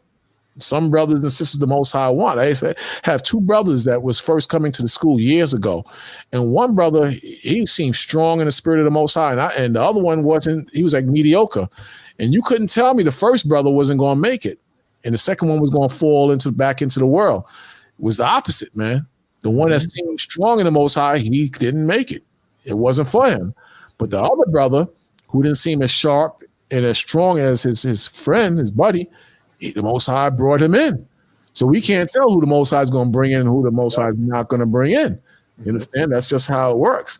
So the scripture says, "Why do ye not understand my speech, even because ye cannot hear my word? Ye are of your father, the devil, and the lust of your father ye will do." You understand? Because they could not come to the light of Christ, Yahweh Shai. And if they can't do the light or abide in the light or come to the light, they're going to stay in the darkness and do the deeds of the devil. Bottom line, it says, "He was a murderer from the beginning and abode not in the truth, because there is no truth in him. When he speaketh a lie, he speaketh of his own, for he is a liar and the father of it." So our people have purposely joined themselves to the devil. In the book of Jeremiah, it says they have taught their mouths, or their tongues rather, to speak lies. This is how our people are. And they lie. They lie, man. I deal with the public every day. These Negroes will lie, and get mad when you don't believe they lie. Be ready to fight when you don't believe they lie. Yeah, this is where they at, And this is what we deal with when we out there on the highways and byways, Gone. And we deal with it because we are the servants regenerated, right? The prophets regenerated. So the same thing the prophets were going through back then, they, you see it, because we going through it. It's the same exact thing. It's always our people, the first ones that come up and scoff, man. Their own people. This is Deuteronomy 31. Start at 27. It says, "For I know thy rebellion and thy stiff neck. Behold, while I am yet alive with you this day, ye have been rebellious against the Lord, and how much more after my death." So, hey, even during the time of Moses, Joshua, the Israelites were rebellious and wicked, man. It says, "Gather unto me all the elders of your tribes and your officers, that I may speak these words in their ears, and call heaven and earth to record against them. For I know that after my death, ye will utterly corrupt yourselves." And that's what our people are doing, corrupting themselves, man. Right? They ain't following the Lord. So if you ain't following the Lord, man, you corrupting yourself. Right? It says, "And turn aside from the way which I have commanded you, and evil will befall you in the latter days." You got Jake crying when something happened to him.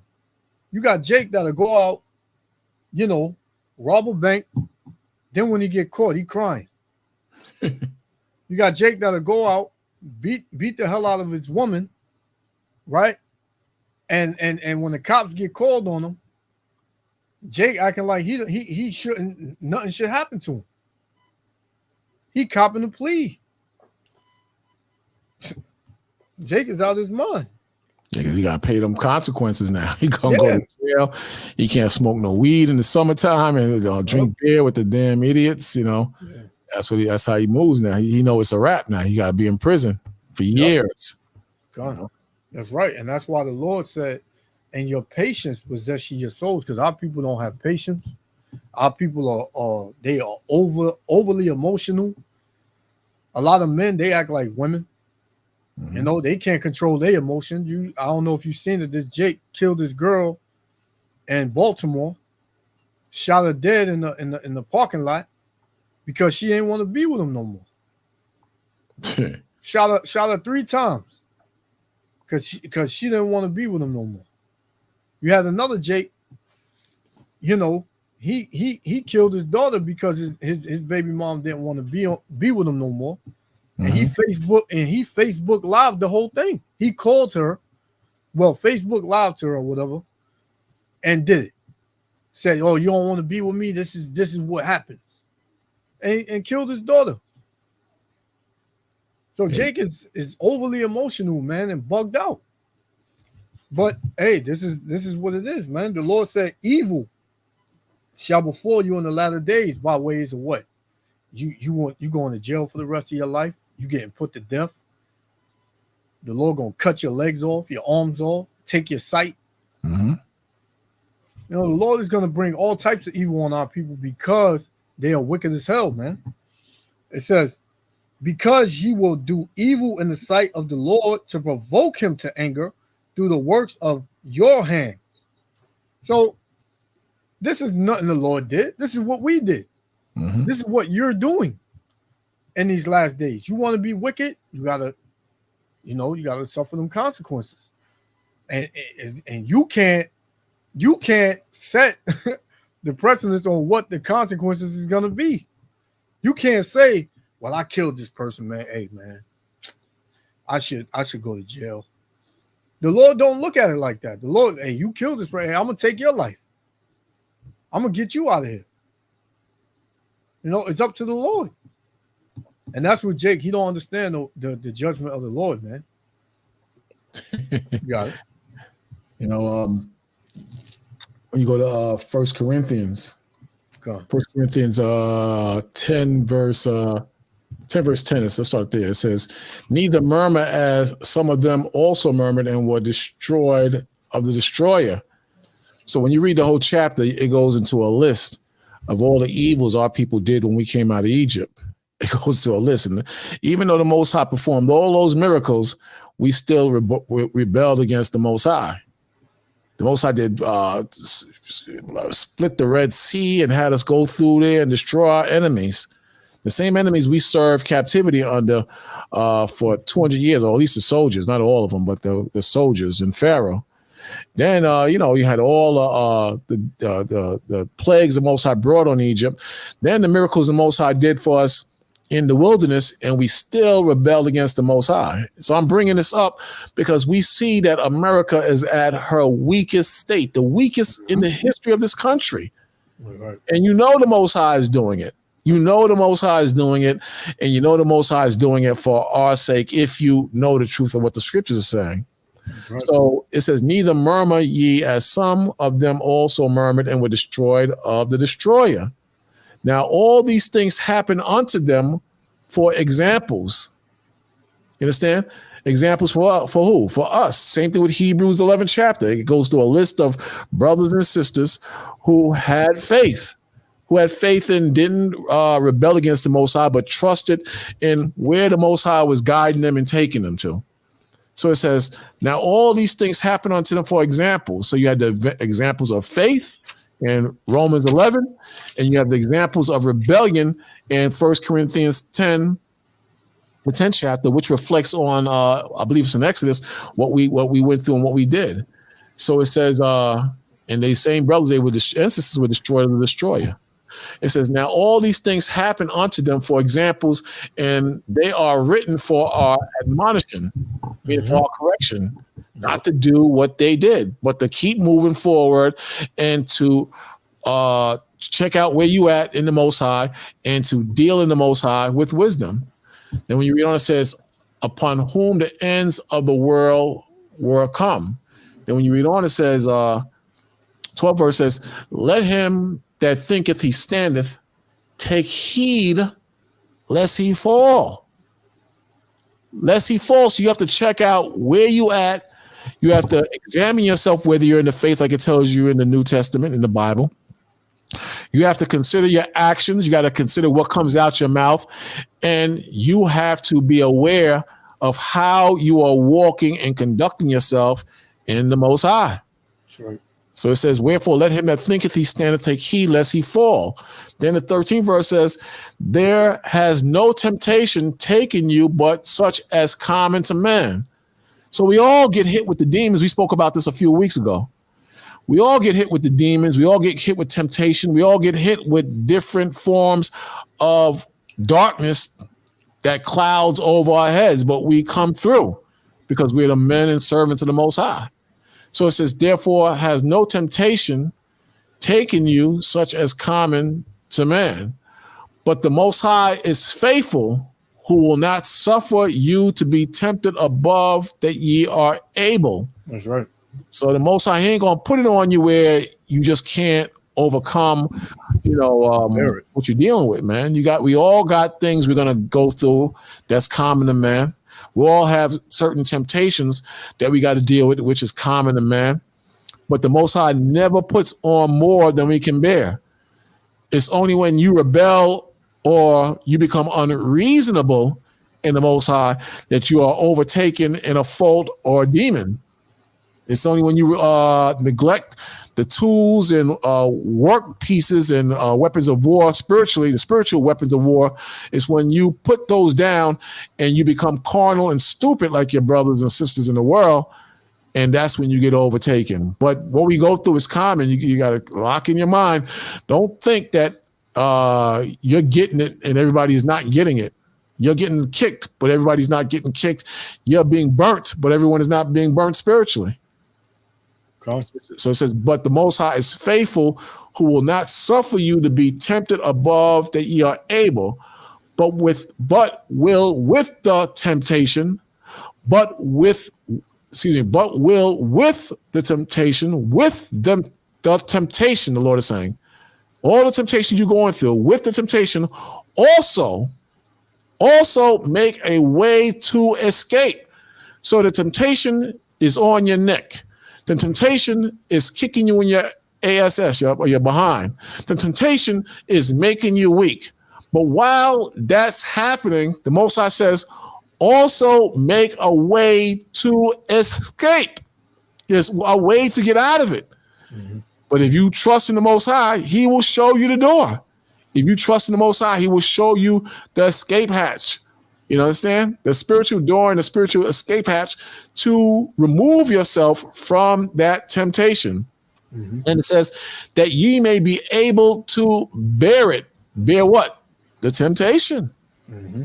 The temptation. But many temptations are going to continually come. Read Ecclesiasticus in the Apocrypha, the 2nd chapter. The temptation will continue to come, just like the prophecies will continue to come. The Most High said these are just the beginning of sorrows in the book of Matthew 24.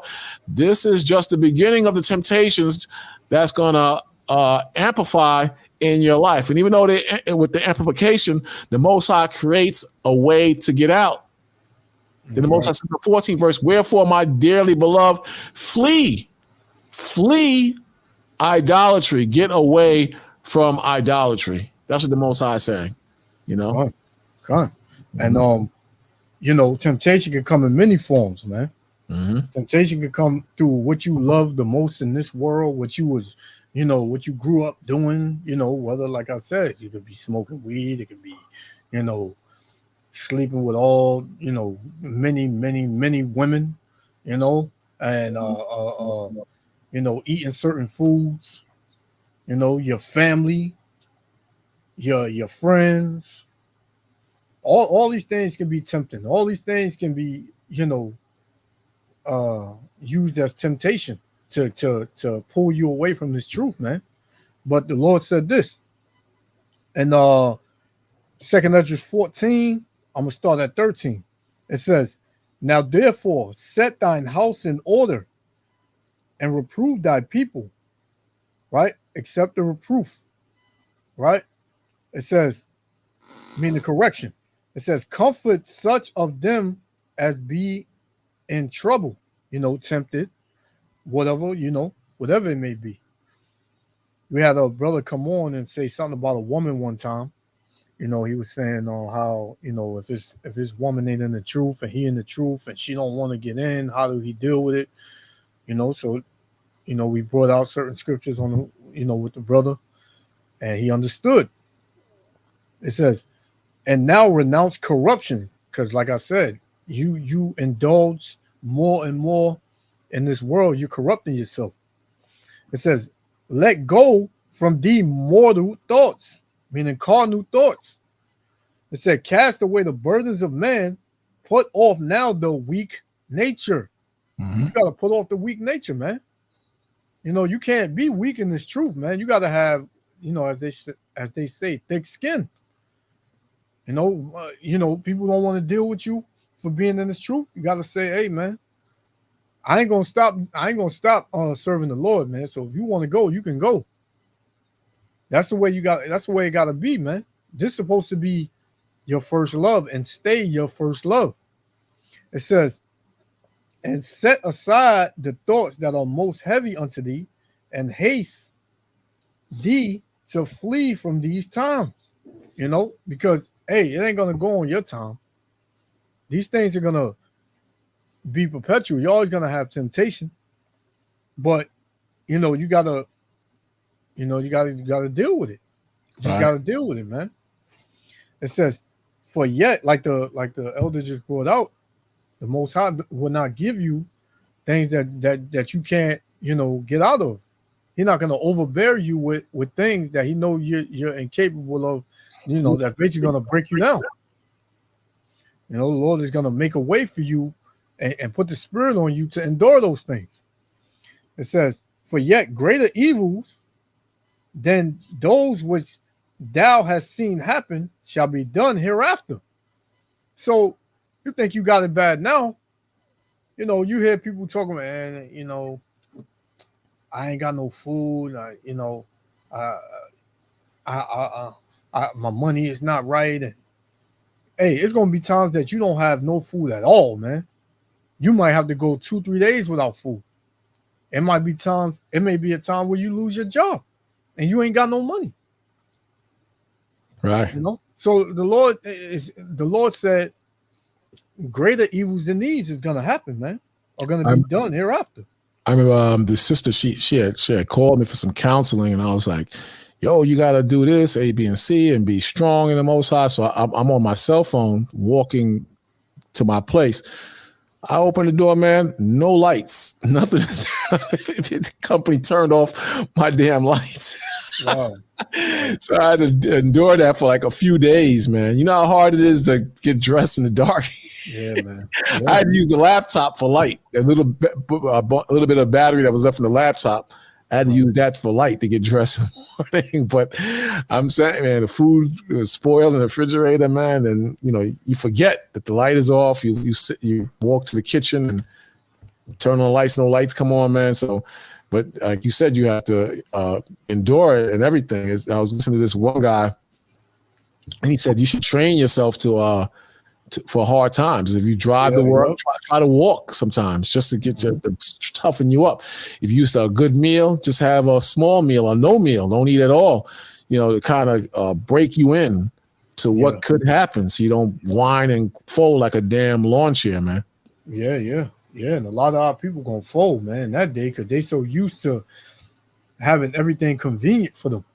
Right. It's like everything is right at your fingertips. And honestly, I was talking to a dude at work, and I told him, take for instance, everybody's phone gets turned off for a week.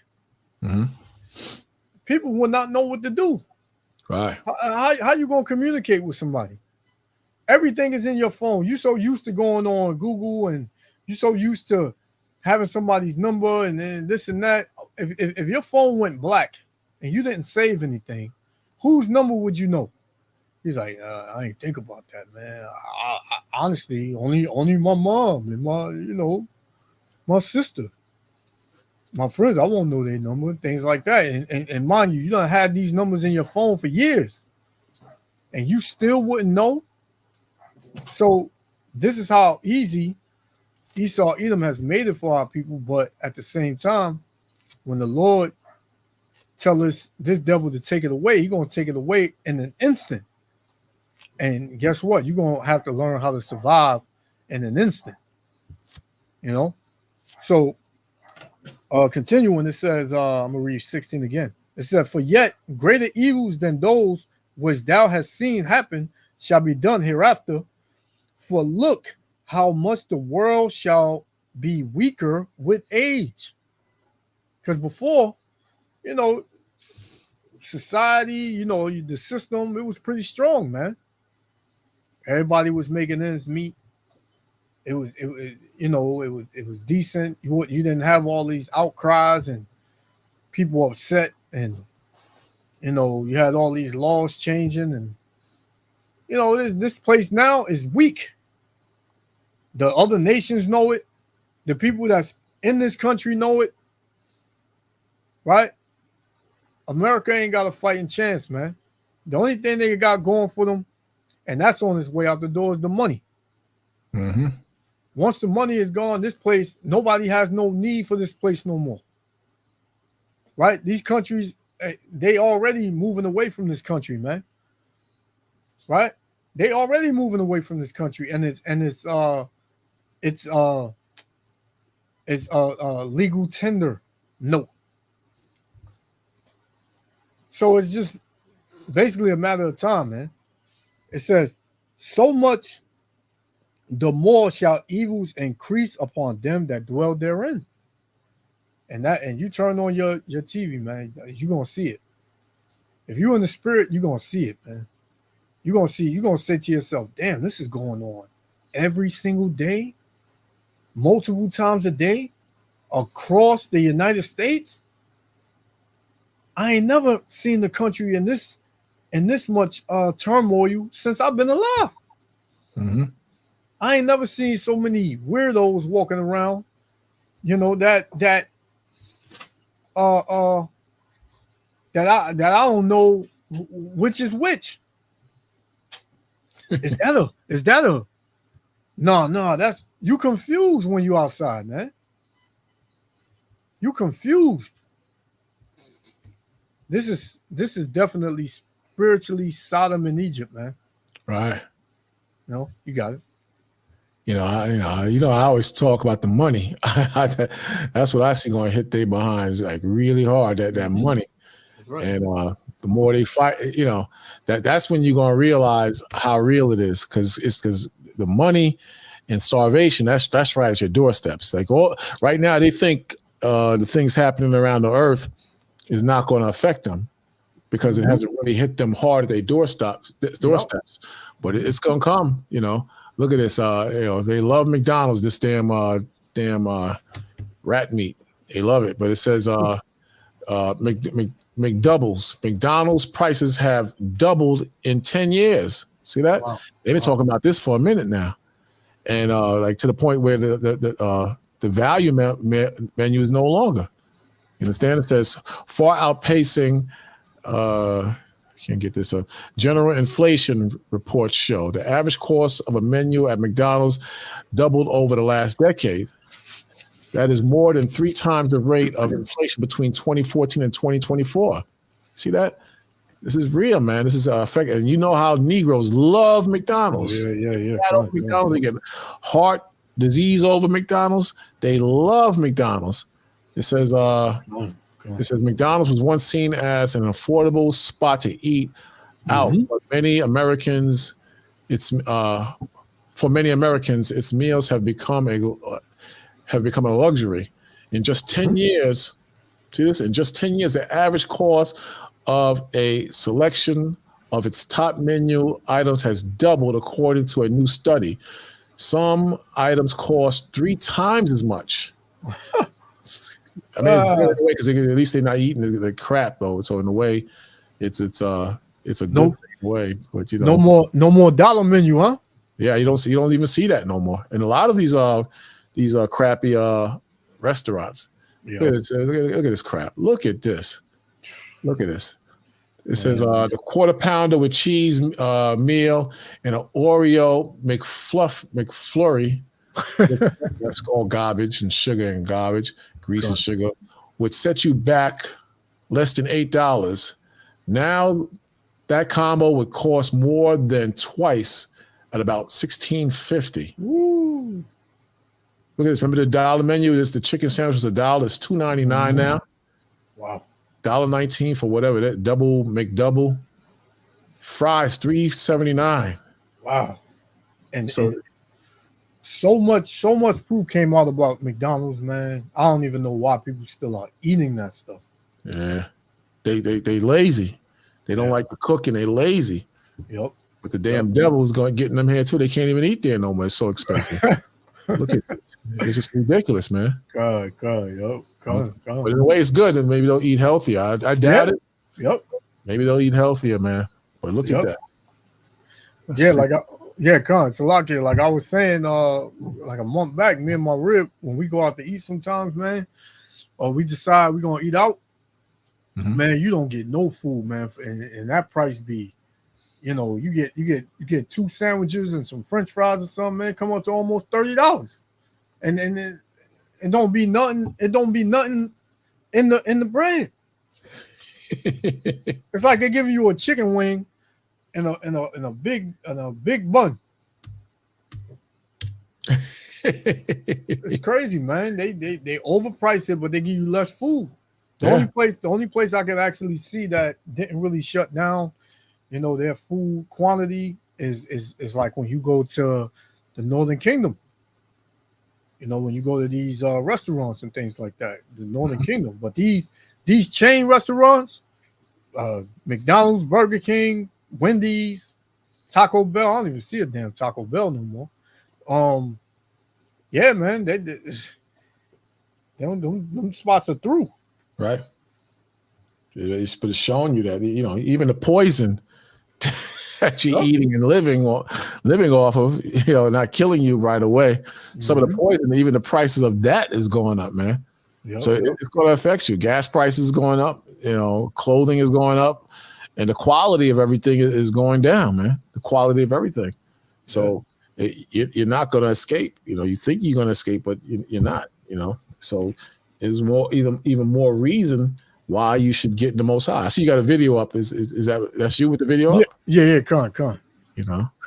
And you see the title. It said the Lord is putting America out of business. Yep. Here we go again. Check this out. Dollar Tree closing 600 stores this year. CVS closing 900 stores through the end of this year. Walgreens closing 150 stores. Outback Steakhouse has already closed 40 of its. Yeah. All these stores people depend on, man. They depend on a lot of these stores. A lot of older seniors and elders, they depend on getting the medication from these stores. And then people are losing jobs. But they're not reporting on this thing like they should be reporting on it because it's an election year. But Jake look at this like it don't affect them, but this will affect you eventually. You think it won't affect you, but these lack of jobs or the loss of jobs or these CVSs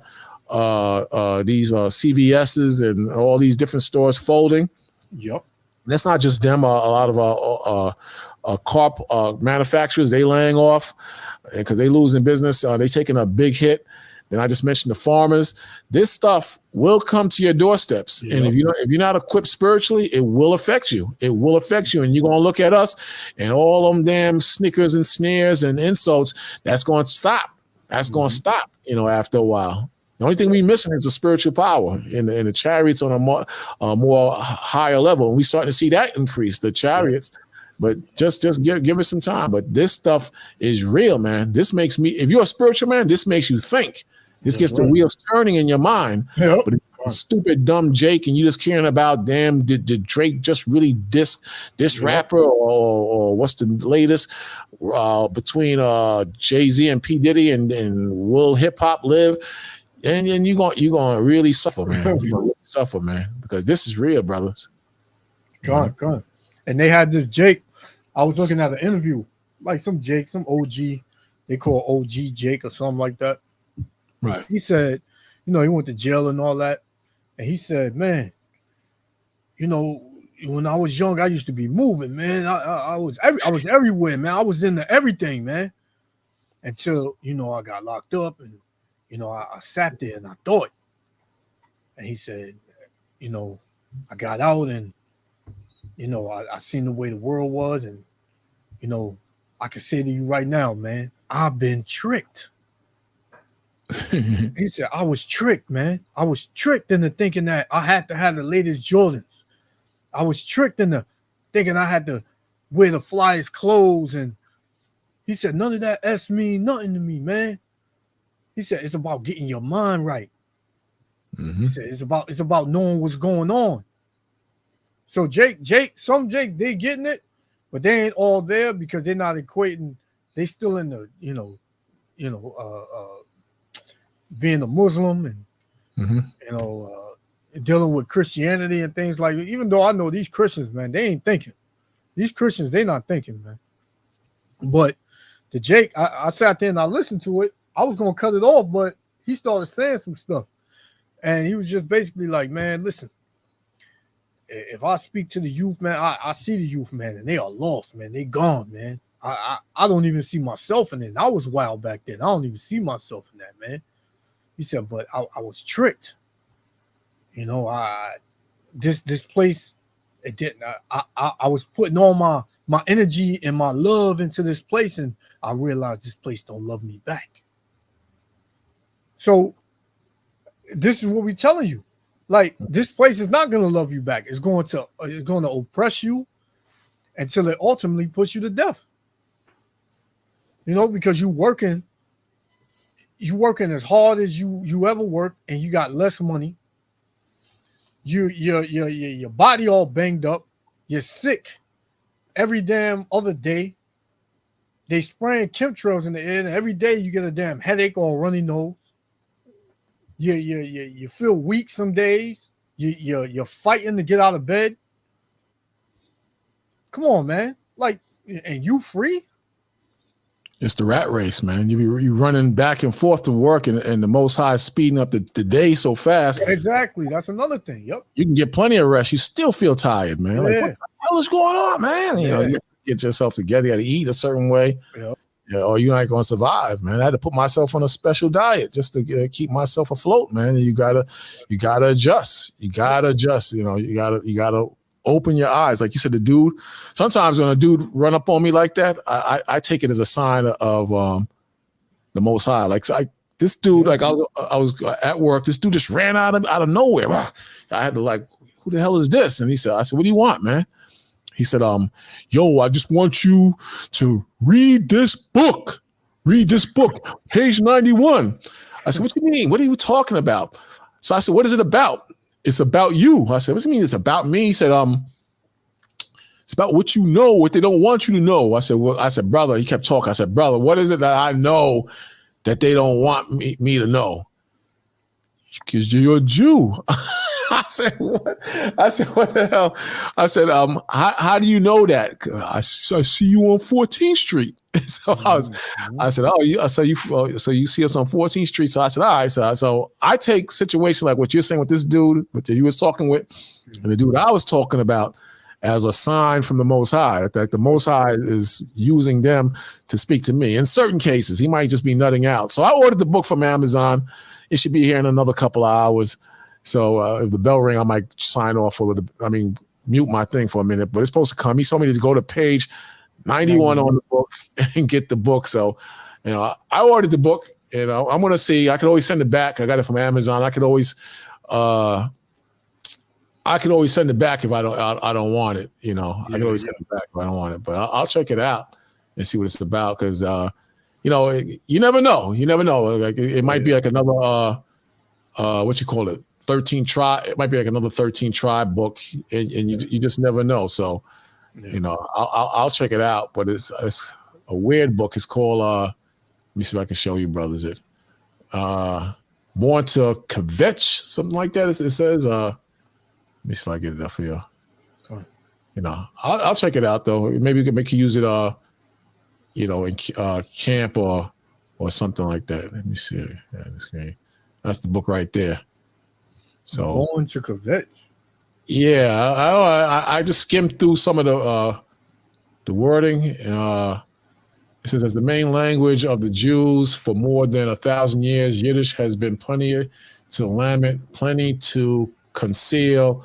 Its phrases, idioms, and expressions paint a comprehensive picture of the mindset that enables Jews of Europe to survive a millennium of unrest, persecution. They never stop kvetching about God and Gentiles, children, and food and everything. So I'll check it out. He said it's have something about us. So I'll see. I'll see when I get when it comes. It probably come later on tonight. It's saying it's going to be delivered tonight. So you gotta read through that because that's looking a little. Yeah, I know. He said page 91. So I'm just gonna go right to page 91 and see what it says.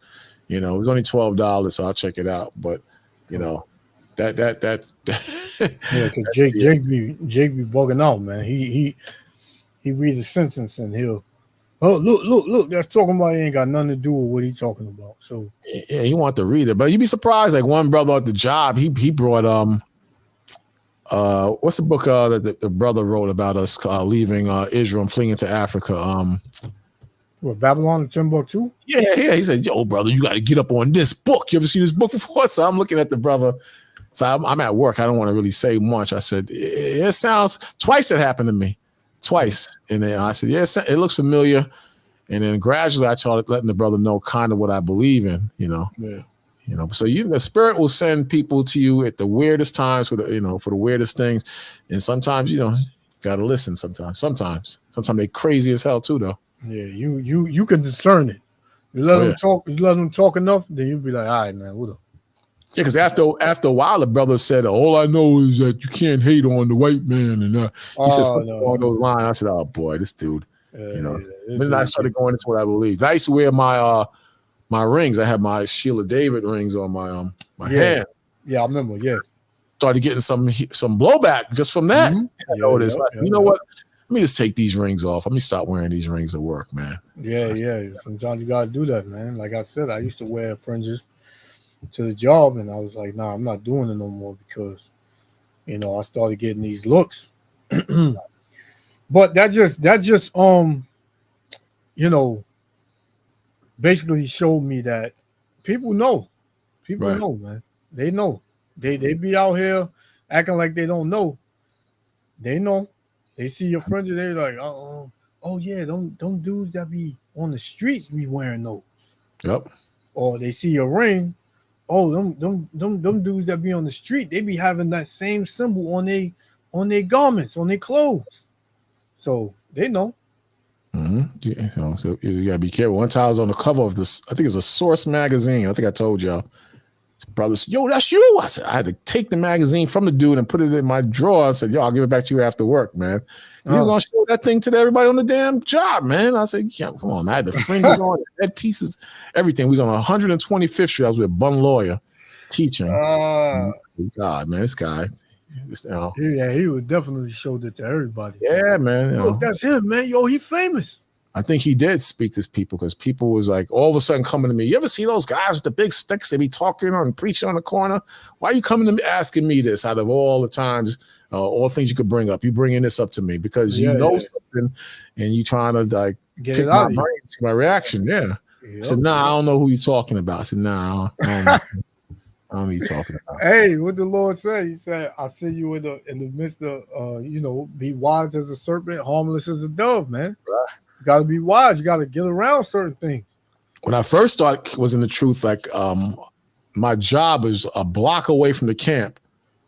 And I would go on my lunch break and I would listen, just sit there and listen. But my coworkers would walk by And one woman said, "Are you with those guys?" I said, "Nah, what guys? What are we talking about? The guy saw you watching those guys, and you look like you was really into what they were saying.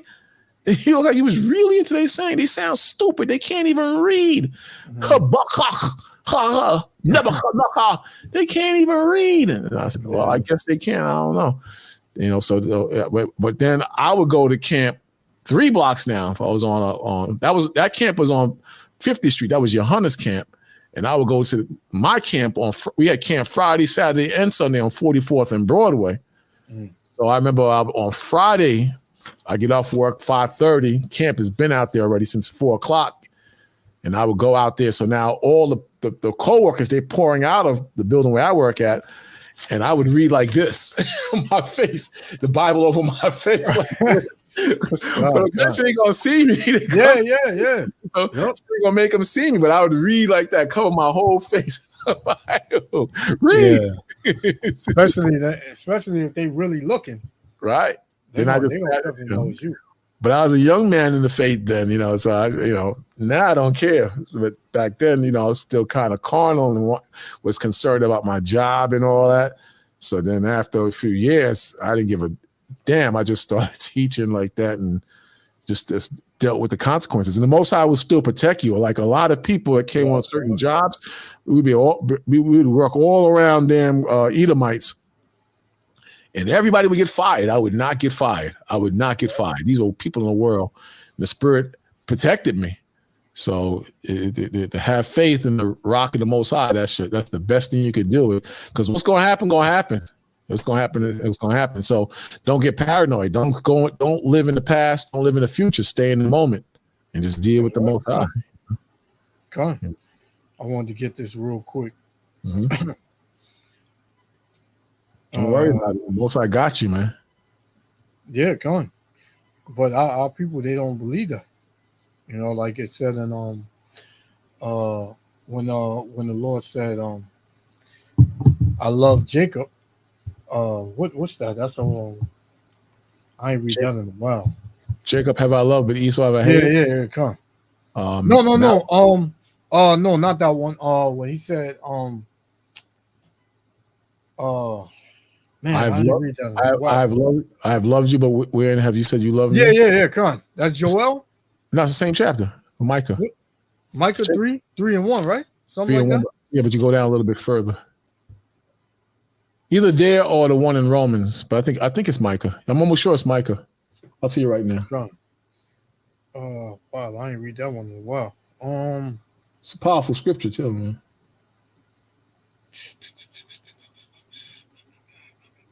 Oh no, it's in yeah, that's it. It's the second verse.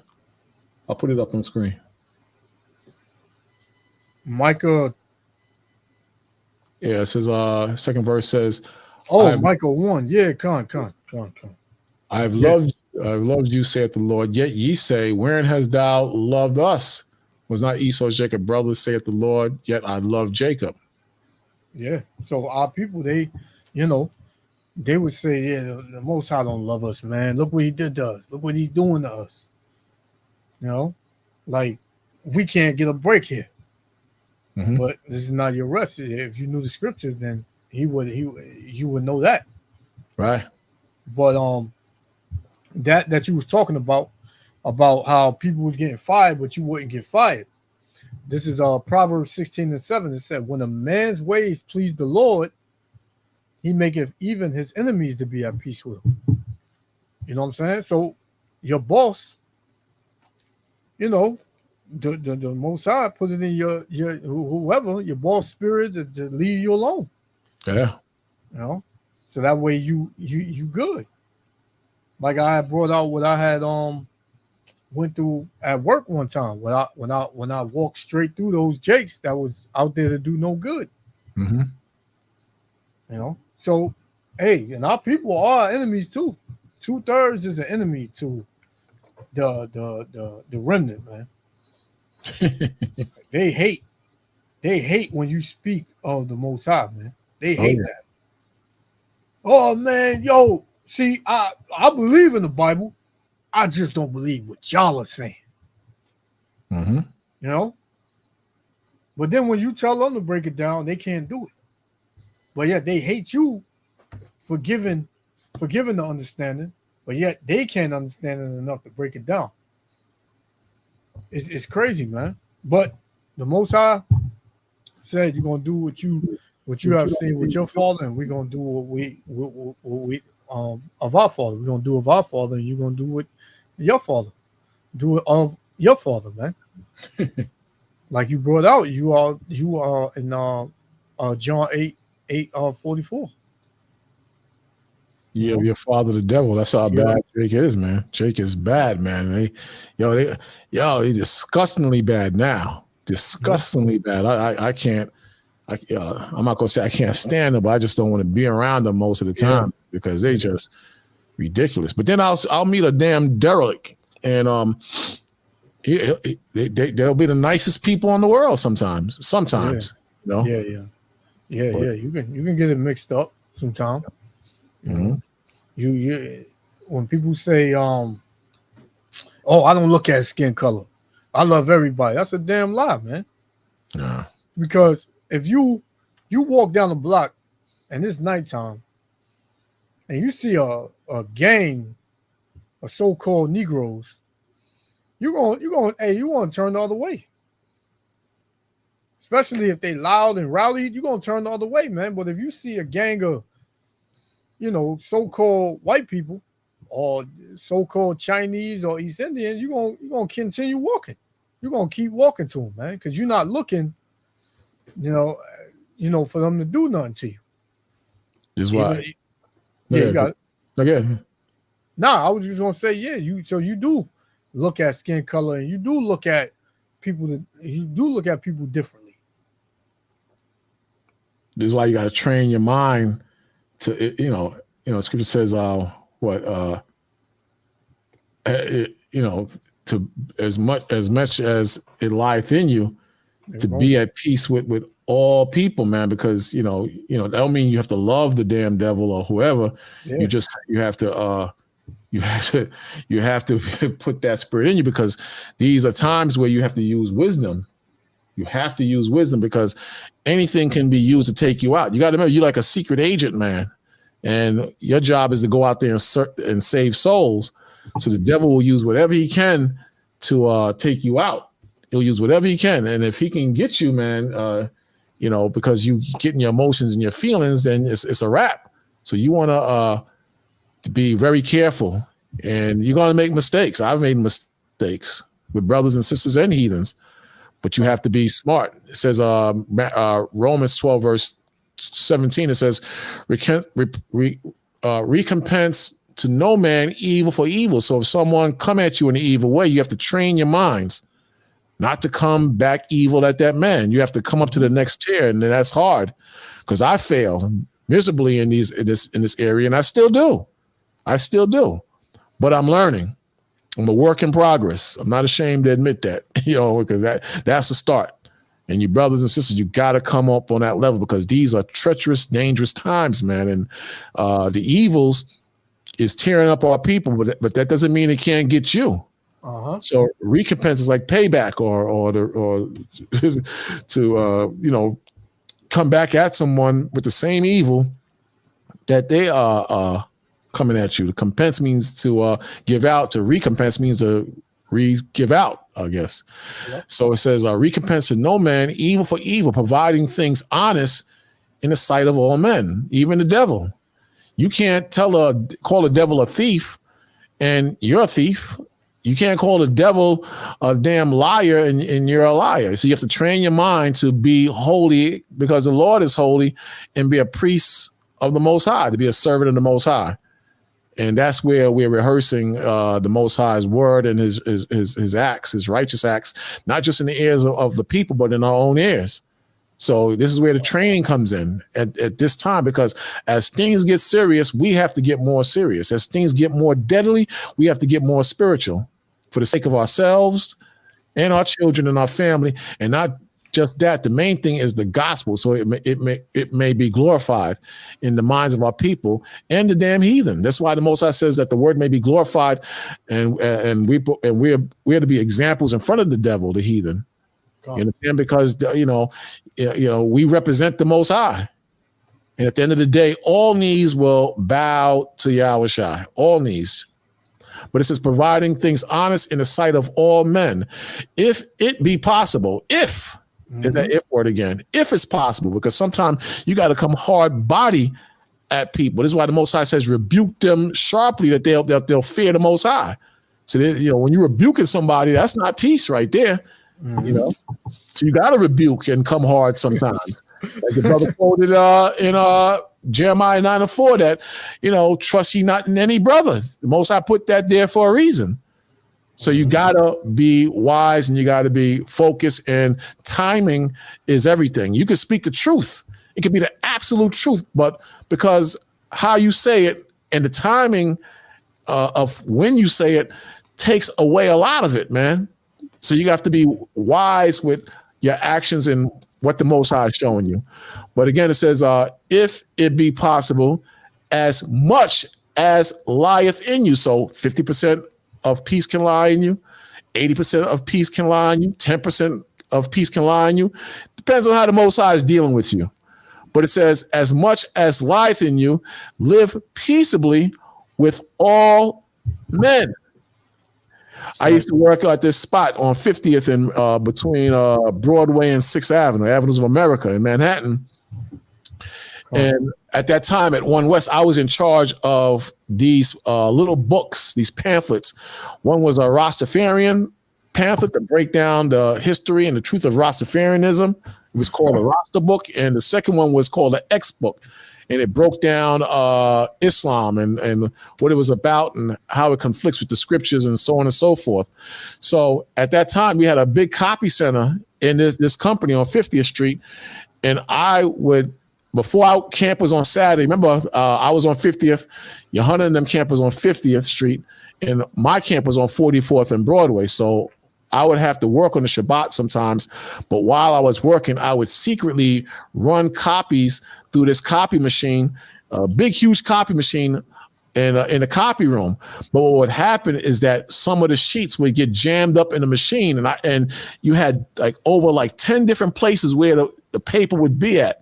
So I would get out as much as I can and staple them together, make the books, and take them to camp. And we would sell them in the camp. At that time, we sold on the Sabbath, by the way, too. Anyway, so I would bring them to the camp, but some sheets would stay in the machine. So there was this homosexual guy. Now, suppose I would have blasted him, you damn sodomite. Yeah, look at it, it's 2013. I didn't come at him like that because I was on the job. He was a northerner. And I had some sense back then. I was still young in the knowledge at that time, but I had some sense back then not to rebuke him. And Monday when I came in, he said he knew I never mentioned what I do outside of the job. He brought all those papers that got stuck in the machine to me. He said, "I think these are yours," and he brought them to me. You understand? Brought them straight to me. So he didn't dime me out of nothing. But suppose I came hardcore at him and rebuked him in an untimely way, in an unjust way, and in a personal way. Some brothers attack people with the scriptures for personal reasons, not to correct them or to save them. So suppose I would have did that, I would have lost my job and it would have been a problem. But the Spirit used him to bring back the papers before the damn devil saw him and fired me, because there was some harsh stuff said in those papers. Mm-hmm. So it says, 18th verse says, if it be possible, as much as lieth in you, live peaceably with all men. You could live peaceably and not rebuke a damn homosexual at the job. Wait till you in camp. You can rebuke a rebellious sister elsewhere if the Most High intends for you to do that, but not on the job or at a certain place. You can do that. That's wisdom. Then 19th verse says, dearly beloved, avenge not yourselves, but rather give place unto wrath. So wrath has its place, and you got to check wrath before wrath checks you. Give wrath its place, for it is written, vengeance is mine, and I will repay, saith the Lord. So some things you have to put in the Lord's hand, but you have to be smart and wise as a serpent, but humble as a dove in these rough times, or you're going to have problems. You're going to have problems if you don't do that, man. You're going to have serious problems. You got that up there? Yeah, Con, I wanted to read the same one you just read, but in another version. The New Literature Translation. All right. It's Romans 12:17. Never pay back evil for more evil. There you go. Do things in such a way that everyone can see you are honorable. There you go. And that's what a lot of brothers like, that honor, man. You gotta have honor, man. You gotta wear your garments with honor. You gotta deal with people with honor. Unless you're a new jack. Unless you're a new jack. Sometimes you're the new jacks, like the newer brothers, they just out there just to make people feel bad. And them same new brothers don't even last. They be gone after a couple of years, man. Not even a year sometimes, you know. But they just there for the rah-rah. You gotta come up on another level beyond the rah-rah, you know. That's good though. That's hype right there, man. Verse 18. Do all that you can to live in peace with everyone. Dear friends, never take revenge. Leave that to the righteous anger of the Most High. For the scriptures say, I will take revenge. I will pay them back, saith the Lord.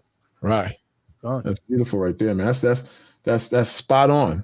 But you got to come on that level. I know it's hard because I still mess up, man. I still do it mess up, man. I've been in this for a while. But the point is, you got to come up on a different level. You can't stay on the same level you was at. You got to be more spiritual. And you might even get pushback from other brothers, man, if you become more spiritual. You know what they say? You're like a Christian, you know? But to hell with that. To hell with that. You working out your salvation. You're not working out everybody's salvation. You're working out your salvation, and you're doing it to save you and do what's right in the Most High for you and your family, so you can get that crown. Because but like the brother brought out in the last verse, vengeance is the Most High. Vengeance is the Most High. And one scripture real quick before you go into the video. It says, Ezekiel 25, verse 14, and I will lay my vengeance upon Edom by the hand of my people. See, the Most High, he gonna do it. He gonna do it. And then you're not gonna do nothing but what the Most High puts the spirit on you to do. You understand? So some brothers will try to put hands on Esau now, and you're a fool if you do that, because you're going against the grain. You're going against the current. You're going against the river. Now you're on a whole different page, and that's your own personal page. It's not the pages of the Bible. You understand? But again, it says, and I will lay vengeance upon Edom by the hand of my people Israel, and they, meaning the Israelites, shall do in Edom according to mine anger. So the Most High, he got to put the spirit on you to unleash and put hell and punishment and death on Edomites at that time. We're going to do according to the Most High's anger. We're going to do that to Edom according to mine anger, according to my fury. And they shall know my vengeance, saith the Most High. See that? They're going to know the Most High's vengeance, you know? And so Esau getting his, you know, that he ain't, don't believe that these Edomites ain't going through nothing now. They going through stuff now, man. They losing. These Edomites are losing, man. Their pockets is becoming empty too. There's a lot more of them that's homeless. You know, they catching hell. And the only difference is, you know, with them, the Most High is going to bring that ultimate judgment on them. You know, all you got to do is just leave it up to the Lord, as he said. And stay, and the Most High will protect you from them devils, because when you see these jakes get pulled over and get whooped out, and they face broke up by Esau Edom, because they out of order, man. These jakes be out here being demons. Then when the Lord sick Esau on them, they want to, you know, plead the fifth. You know, I was just watching a Jake cop too. He choked the hell out of this other Jake. threw him on the floor, busted up his face. This was out in I forgot the state. But yeah, Jake was ready to get it on with what he saw. And them cops showed up, man. You ain't got no wins. You ain't got no wins. Once all them cops show up, 20, 30 cops show up, Jake, you ain't got a chance, man. So, just stay in order, man. Because the Lord, like the elder just read, the Lord is going to put a spirit on us in that day to bring that vengeance upon Esau, Edom. Hey, Shalom, Ephraim. Shalom. Shalom. I used to be a bouncer. Those of you know me well. I used to be a bouncer when I got fired from my job. It was easy because your undergarments is black most of the time anyway. So all I got to do is take off my garment and go to the bar and bounce for a couple hours. I made a couple of $100 because I collect my unemployment, and I was rocking that at the same time. Yeah. So these two Edomites was going at it in the bar. So I yoked them up, threw them out. But when I threw them out, I overdid it and busted open their whole face, man. So the 5-0 rolled up on me. I tried to run it back in the bar like I didn't know what happened. I knew their face was busted up. Cause I looked, I saw them. And the white woman, they run up to them and they like exaggerated. Oh my God! Call the cops! Somebody call the cops! I'm looking to the mirror. I'm like, oh shit! So I go back in the back. So I'm gonna hang out with the DJ. I'm like, So the manager comes up to me and says, yeah, the cops want to have a word with you. I said, oh boy. So I go out there. Dude's face is mashed up, man. So the cop says, listen, I know you because the cops come every time there's trouble. So the cops know me. They see how I handle myself. And believe it or not, going to camp and learning the camp discipline and stuff like that, it tells you, it betters you because it shows you how to deal with the cops, how to deal with people, how to talk, not get emotional. Everybody don't talk at the same time. Usually the camp leader goes and address the problem, or somebody, you just send one person to deal with the problem. It's not acting like a bunch of Negro ninja savages yelling at the same time.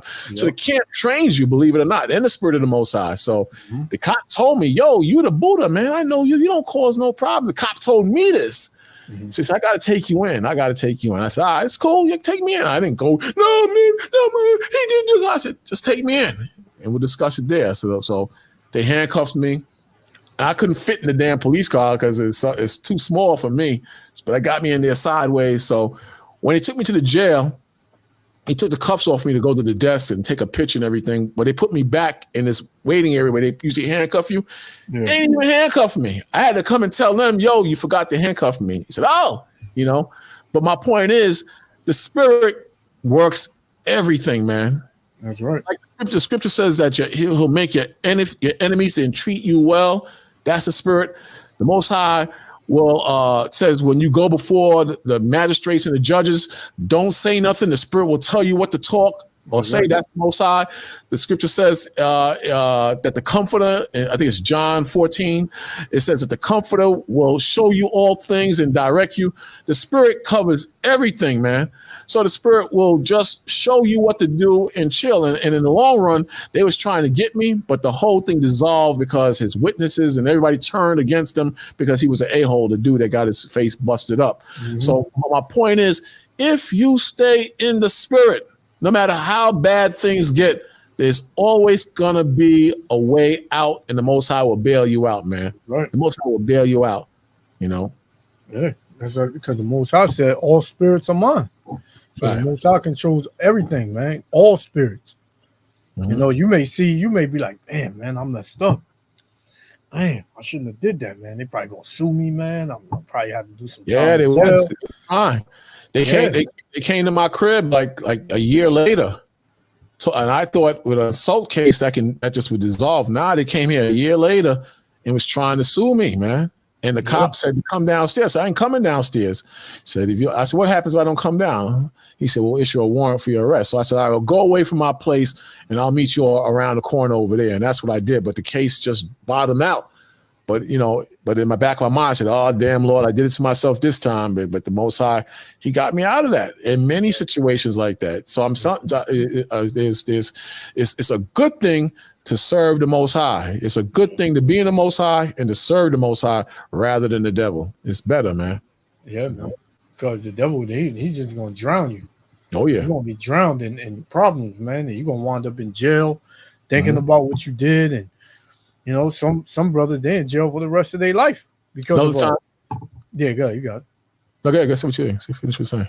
No, I was saying like some brothers they in jail for the rest of their life, or for a measly, unsensible, act. They might have hit somebody and somebody hit their head on the concrete and died. And exactly. And they out of there now. They got life. So another time, me and Lamad was teaching on 14th Street in Manhattan, and this cracker just comes to me and kept saying, "What's your name? What's your name?" He didn't have nothing. I seen that one. He just kept saying that over and over, and I kept saying Israel or something slick. I would say to him back. Yeah. So this Ephraimite Northerner was there, jumped in it, and they got into it. And the Ephraimite was like, "I'll give you one shot," and the cracker threw a shot at the Ephraimite. Ephraimite cracked him, blow, gave him a 2-piece, dropped him, hit his head on the concrete, everything. This dude comes to. I told the Ephraimite, "Yo, just bounce out." Yeah. Comes to, he don't look for the Ephraimite. He comes straight to me. So Lamar is standing there. And I said, "Don't do it." I'm backing up. I'm filming it. So I cracked him. Bow. Right in the 1-piece. Bow. I kind of stunned him. He didn't go all the way down. I didn't even hit him hard. So I got, the cops. I remember that. Lamar said, "Yo, what you did?" So I'm taking the camp water. I'm trying to wash the blood off my hands before the cops confront me. Luckily, the spirit just directed it somewhere else. And that was the end of that, man. But, if you take it out of spirit, then the angels will flee from you. And that could be a very serious problem, man. Very serious problem. So yeah, gone. Because that's one reason why, when we be at camp, people always got a problem with being on the camera. They want to be away from the camera, right? Start some trouble, and then get you off your square. Mm-hmm. But no, we know already the camera is there for our safety as well. So that way, if something were to happen, we got the proof that it wasn't us, that they came in our space, and that's how things transpired. So come on, man. Like you devils, man, you got no wins up here, man. You can't beat us in the spirit because you ain't got no spirit. You ain't got no righteous spirit. So you got to be carnal because you're a carnal man. Exactly. But be careful out there, brothers and sisters. Be very careful because the devil is definitely out there, man. Yep. Definitely out there. At your job, in your house, brothers, in the sense of a woman. Demons can jump on your woman, man. Mm-hmm. Yeah, you don't want to get caught out there like that, man. Your woman hitting you, and the best thing you do is just leave, man.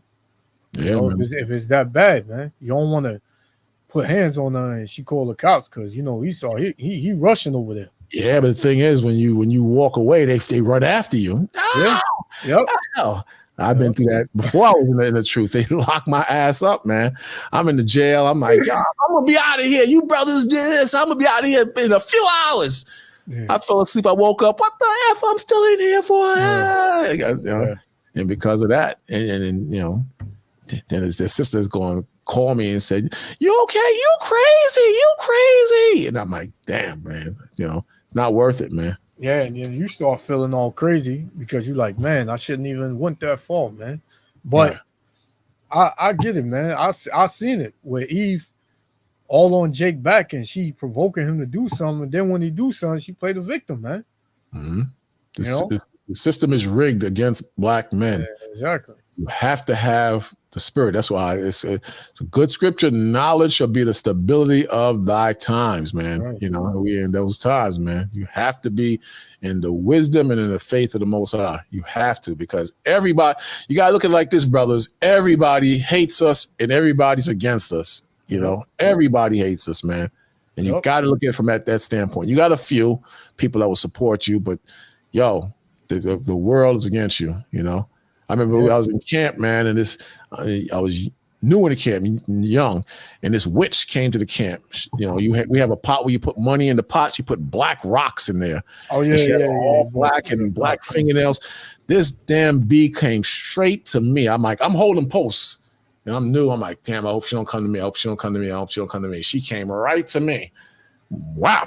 Said, you have kind eyes. And just somebody grabbed her away or something. I can't remember what happened, but I'm just saying the forces, sometimes you just know when they're going to come at you. There's a dude, he's a homeless dude. He's like a vagabond bum prophet. He got like a makeshift robe from rags. He got the rags for a turban, and he has a staff. And when I walk by, this guy just singles me out of everybody. He just know who I am. He starts acting up as soon as he sees me. I'm like, this dude I'm in Penn Station. There's no way he sees all these people. He just singles me out because it's not him. It's the demon in him. It's the demon in him, man. So the damn devil knows who you are. I'm telling you from experience. And you got to get that in your mind. If you plan to serve the Most High, like it tells you in Ecclesiasticus, if you come to serve the Most High, prepare yourself for temptations. I think that's how it goes. You got to prepare yourself for temptations because you're in a new game now. You ain't in the Negro world anymore. You're in the Israelite world, like your forefathers, and you're gonna get it. That's right. That's like that demon that up at 14th Street. Man. Yeah, you seen that dude? Yeah, that dude walk around with no shirt on. And you know, what you want to do, big man? What you want to do? I didn't know that was him when we were standing there last week. I didn't know that was him, man. I thought that was just some other crazy dude. And then when he started looking at me and started yelling, I said, "Oh, it's that crazy dude. It's that crazy dude." Yeah, that dude, man. Yeah, man. What do you want to do, big man? Yeah, the Bible don't say that. I'm sick of you niggas. Y'all looking at me like y'all tough. Like y'all want to do something. I heard him. He was in the middle of the street. brothers. He was in the middle of the street. It's crazy how that avenue always got cars going down it. But when this nigga was in the middle of the street, you ain't see no cars coming or going down that street. He was just yelling, and he was standing there for about 3 to 5 minutes. Just yelling. Ah, you niggas. I can't stand you niggas. Yeah, I didn't know that was him. He walked past us. He had like a stick in his hand. He was swinging. I'm like, what the hell is he doing? Yeah, man. So, another time I was walking down the block and this lady walked past me and said, "Yeah, mother effer, you got away with it this time. I'm gonna get you next time." And I'm like, that's like just Satan in his damn broad, man. So, it's crazy, man. You know, and most people wouldn't see that. You got to think on a spiritual level. They wouldn't understand or see that, man. Exactly. They would just call them bugged out, but no, that's a demon, man. Right. You got demons are real. Yep. It's very real. Very real. It's time. We. It's like we had the soul packed, but they come right in front of the camp to start acting up. They'll walk up and down the street. You got people everywhere, but they come right in front of the camp to start acting up, man. They yelling, "Why you niggas don't teach down there?" Right. remember you came, you said, "Why you niggas don't teach over there in Chelsea? I seen you down there. Why y'all don't teach down there no more? And why y'all got the black woman down there as the devil? Right. What about the white woman?" You say, "Oh, the white woman is the devil." And he said, "Oh, y'all niggas, man." And he just walked up the block. You had the ultimate demon that remember the Jake that had on like 100 chains, and the prostitute, and he was this man had veins the size of my arm popping out his neck, man. And he was like, "I false prophet." All right. He could not. Hey, I don't know. Hey, elder, they got it out for you, man. Yeah, they know, man. You know, but yeah, that's where you know your prayers and fasting if possible, and reading comes in hand. But you gotta go up to the next tier, like I said when I was opening up. You have to go up, man. You have to go up. Yeah, man. Yeah, because it be certain situations where it get really crazy, man. Before we even open up, it's the demons just around, and let me tell you something, and this and that, and they get all close up on you, and you gotta have. That's how you know another spirit be on us, or any of the brothers that be out there, man. Because it's no fear, man. Because we know the Most High got us. Right. As long as we doing the works of Yahweh Shem Yahushua, the Lord ain't gonna let nothing happen to us, man. You know. You gonna play that video? Yeah, con. But this is another reason why this place is on its way out. The system is rigged. The system is corrupt and evil. So you see this place, falling. Folding up. Oh yeah. Let's finish this off.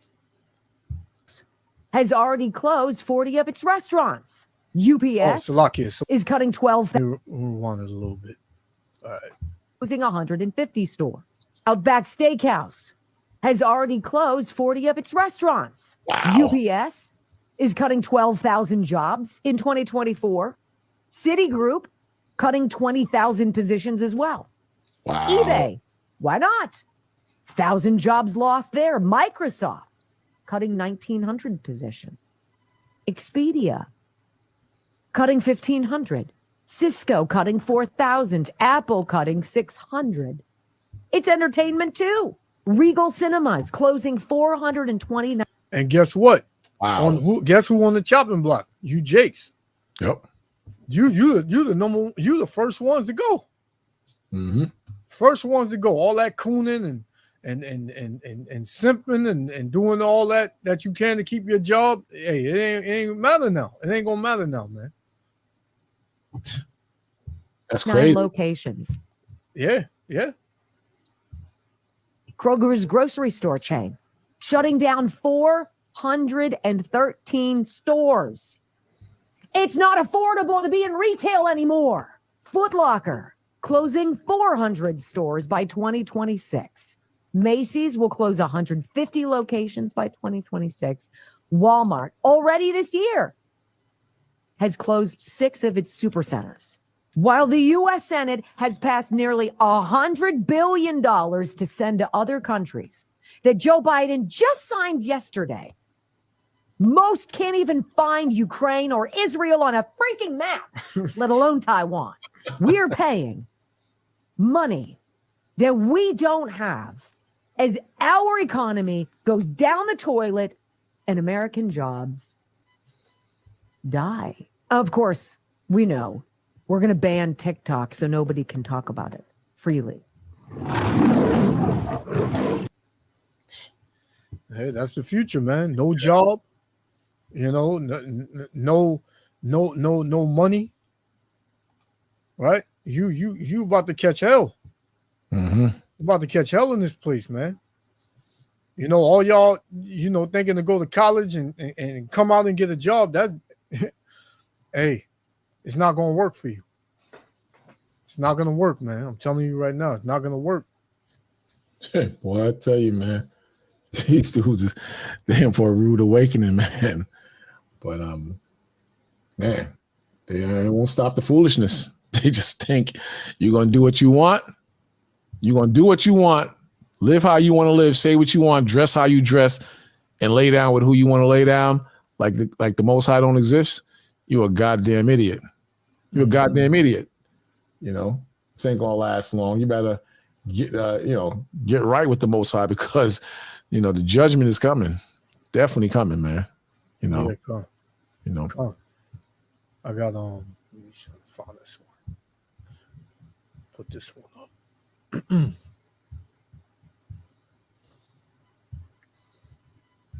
Yeah, man, it's definitely over. People damn crazy, man. Nobody should be that crazy, man. Yeah, but that's because they can't see. They're not in the know. Right. They just like Oh, America will bounce back. Eventually, it's going to bounce back. Everybody crying because, America's sending all this millions and billions of dollars to Ukraine, Taiwan, and what's the other one? Ukraine, Taiwan, in Israel. And Israel. Right? So everybody's in an uproar. Oh, why are they sending it? Our economy is going to S, and come on, man, we ain't got it over here. How y'all sending it over there? Mm-hmm. They don't understand that this is being orchestrated, man. They want this place to fall. A ruler cannot be that dumb, right? This is how you know Esau Edom is not fit to rule. This is how you know who's running the show when you read Proverbs 29:2. The wicked is in authority. Why? Because people are mourning. People are angry. People are in the uproar. And this devil, he don't care. He don't care that you can't make ends meet. He don't care if you got kids and you got to feed your kids. He don't care. He don't give a damn about none of that. To somebody that, has a home, and got a $1,500 mortgage on a home every month, right? And the bank would tell you, yeah, you got to pay this every month. And you could come with the sad song, oh, I'm getting less hours at work. And they know, the banks know the economy is going down. They know it. They accumulate it and figure it out on how people are taking money out the bank, how they're spending their credit cards, how much money is going inside the bank. So they know, because as everybody say, money makes the world go round. And where's the money coming from? The banks. So this is why the banks know, and how the banks know that this economy is collapsing. But do you think that if you go to that bank to who owns your house, you think you can go there and tell them, listen, I didn't make enough this month. Can I pay this? Well, the economy is down. I understand, but we're gonna have to charge you interest, knowing you can't make the interest. Yep. It's gonna be out of our hands. 3 months go by, you come with the same song. No, we can't do nothing for you, man. Hey, we're gonna have to take your house. You know what kind of mind state that's gonna put you in? You got that nice house. I just did a video with a Jake. I don't know if you heard. Well, it wasn't over our house, but the cops came to his house over there in North Carolina, and he killed. He killed them. Yeah, 4 cops, right? Yeah, he killed 4. He shot 8, and he killed 4. And yeah, that Jake was like, I'm not going back. They served him a felony warrant. I guess he was on his way back to jail. He didn't want to go back, so that's the way he went out. But it's showing you that people are in mourning, man. People are angry. People don't care no more. This is why the love of many is waxing cold, right? People getting killed for jumping in line, for getting too much sauce on their sandwich, right? For just walking the street. You get stabbed up on the train. You can't even ride the train. You got to watch your back when you ride the train or get on the bus. I just seen a video with a bus driver getting attacked by some Jake. He just, I guess, I don't know. I think it was because the Jake didn't have all the chains to get on the bus.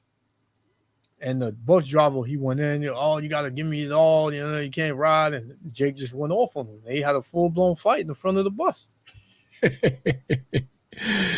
You got to watch yourself, man.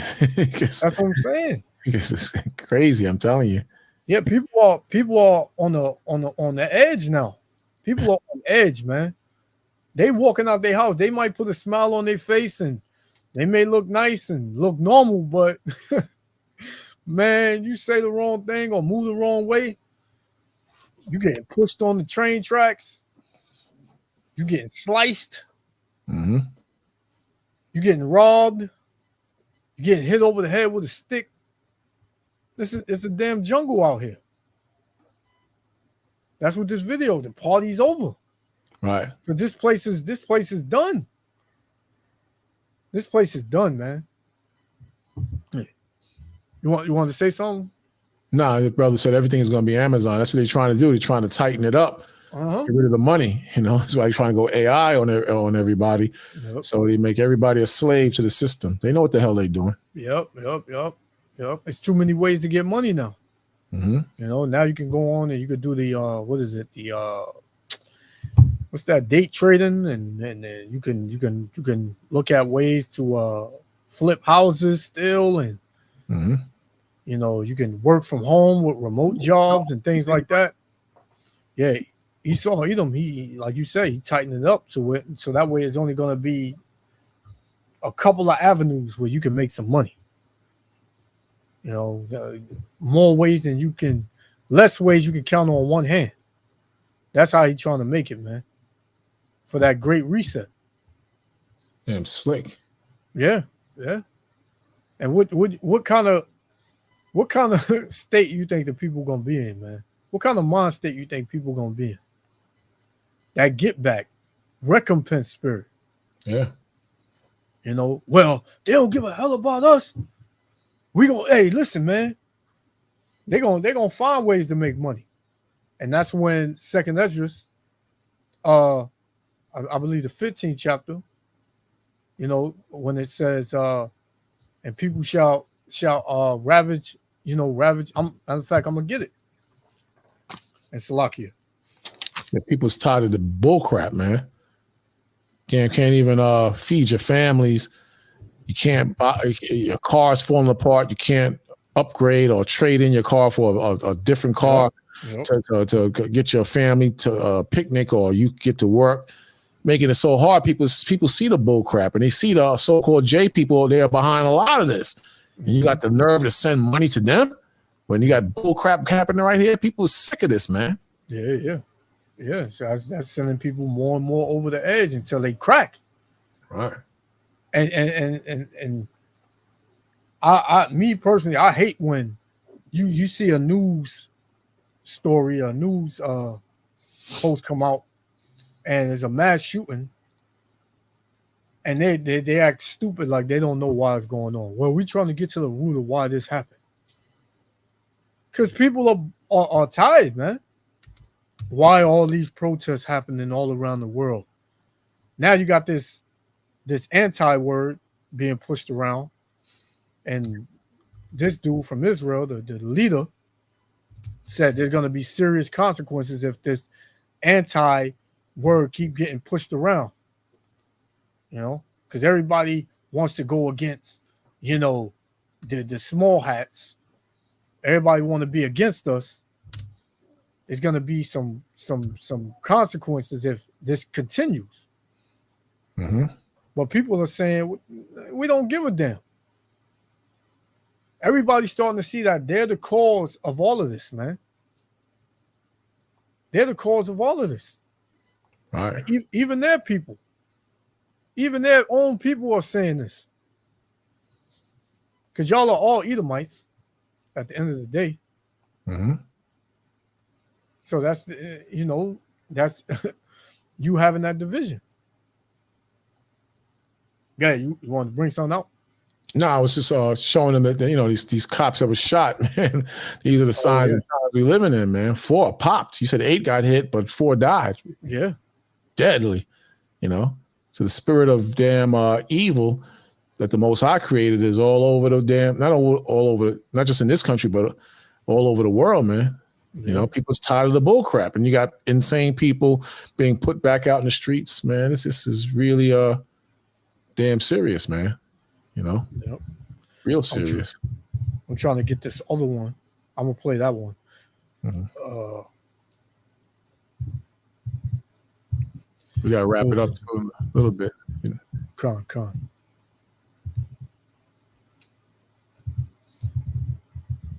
But yeah, man, it's really serious, man.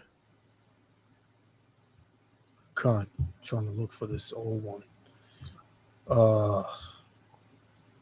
While you do that, I'll get this going. Look at this, man. You know. The Associated Press has been the most trusted source for elections results since 1848. Find out how AP. I was home cleaning with my doors open like I always do. And I heard the shots and I said, okay, there's 3 shots. The second set of shots, I'm like, maybe somebody got a new gun, they're practicing. The third set of shots, I'm like, nah, something's going on. And then maybe not even a minute or two after I heard these shots, I stepped outside my door, police were running by. And then ambulance started coming in and they were just going everywhere. It was like, pow, pow, pow, pow, pow. And then by the time I could turn in, pow, pow, pow, pow, pow. And then again, once I got here, it was again, pow, pow, pow, pow, pow. So initially, there were about 3 shots, 30 seconds. Then there were 7 shots, 30 more seconds. And then there were like 10 shots. So when we came outside, there were no cops at all. Then cops started rushing in. Actually, I was going home. And so, like I said, the police and everything just like they're doing now. So I was like, Lord, I'm gonna make sure, it's nobody I know, you know what I'm saying? It's just like my spirit. I couldn't go home. I had to come and see what was going on. And once I got here, it was just crazy. Yeah, man. Hey. So you think we don't know what we're talking about, man? This is only gonna get worse. Mm-hmm. I wanted to. Yeah, I'm gonna play this one first. This is another one. Okay. All right. So this one, it says eviction notice erupts in gunfire, killing officer and court employee. So they came to evict this brother out of his house, and man, he went off. This was 2 months ago. Suburb of Independence, Missouri, a procession of police officers escorted the body of one of their own to the medical examiner's office. The latest American police officer killed in the line of duty. Our thoughts and prayers are with all of the families, this entire community that has been devastated. The tragedy unfolded yesterday afternoon when a court employee tried to serve an eviction notice at this home. That's when police say someone inside opened fire, killing Drexel Mack. This the Jake right here. Server in his early. This the Jake right here.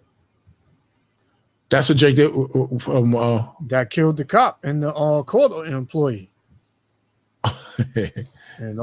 He served the eviction notice. And you could tell it's a nice looking house. Nice looking house. It had a lot of land around it. Mm-hmm. 40s. The suspect then opened fire on first responders, killing 35-year-old police officer Cody Allen, a father of 2. Officer Cody Allen served this community not once but twice. As an independent police officer, he is a hero.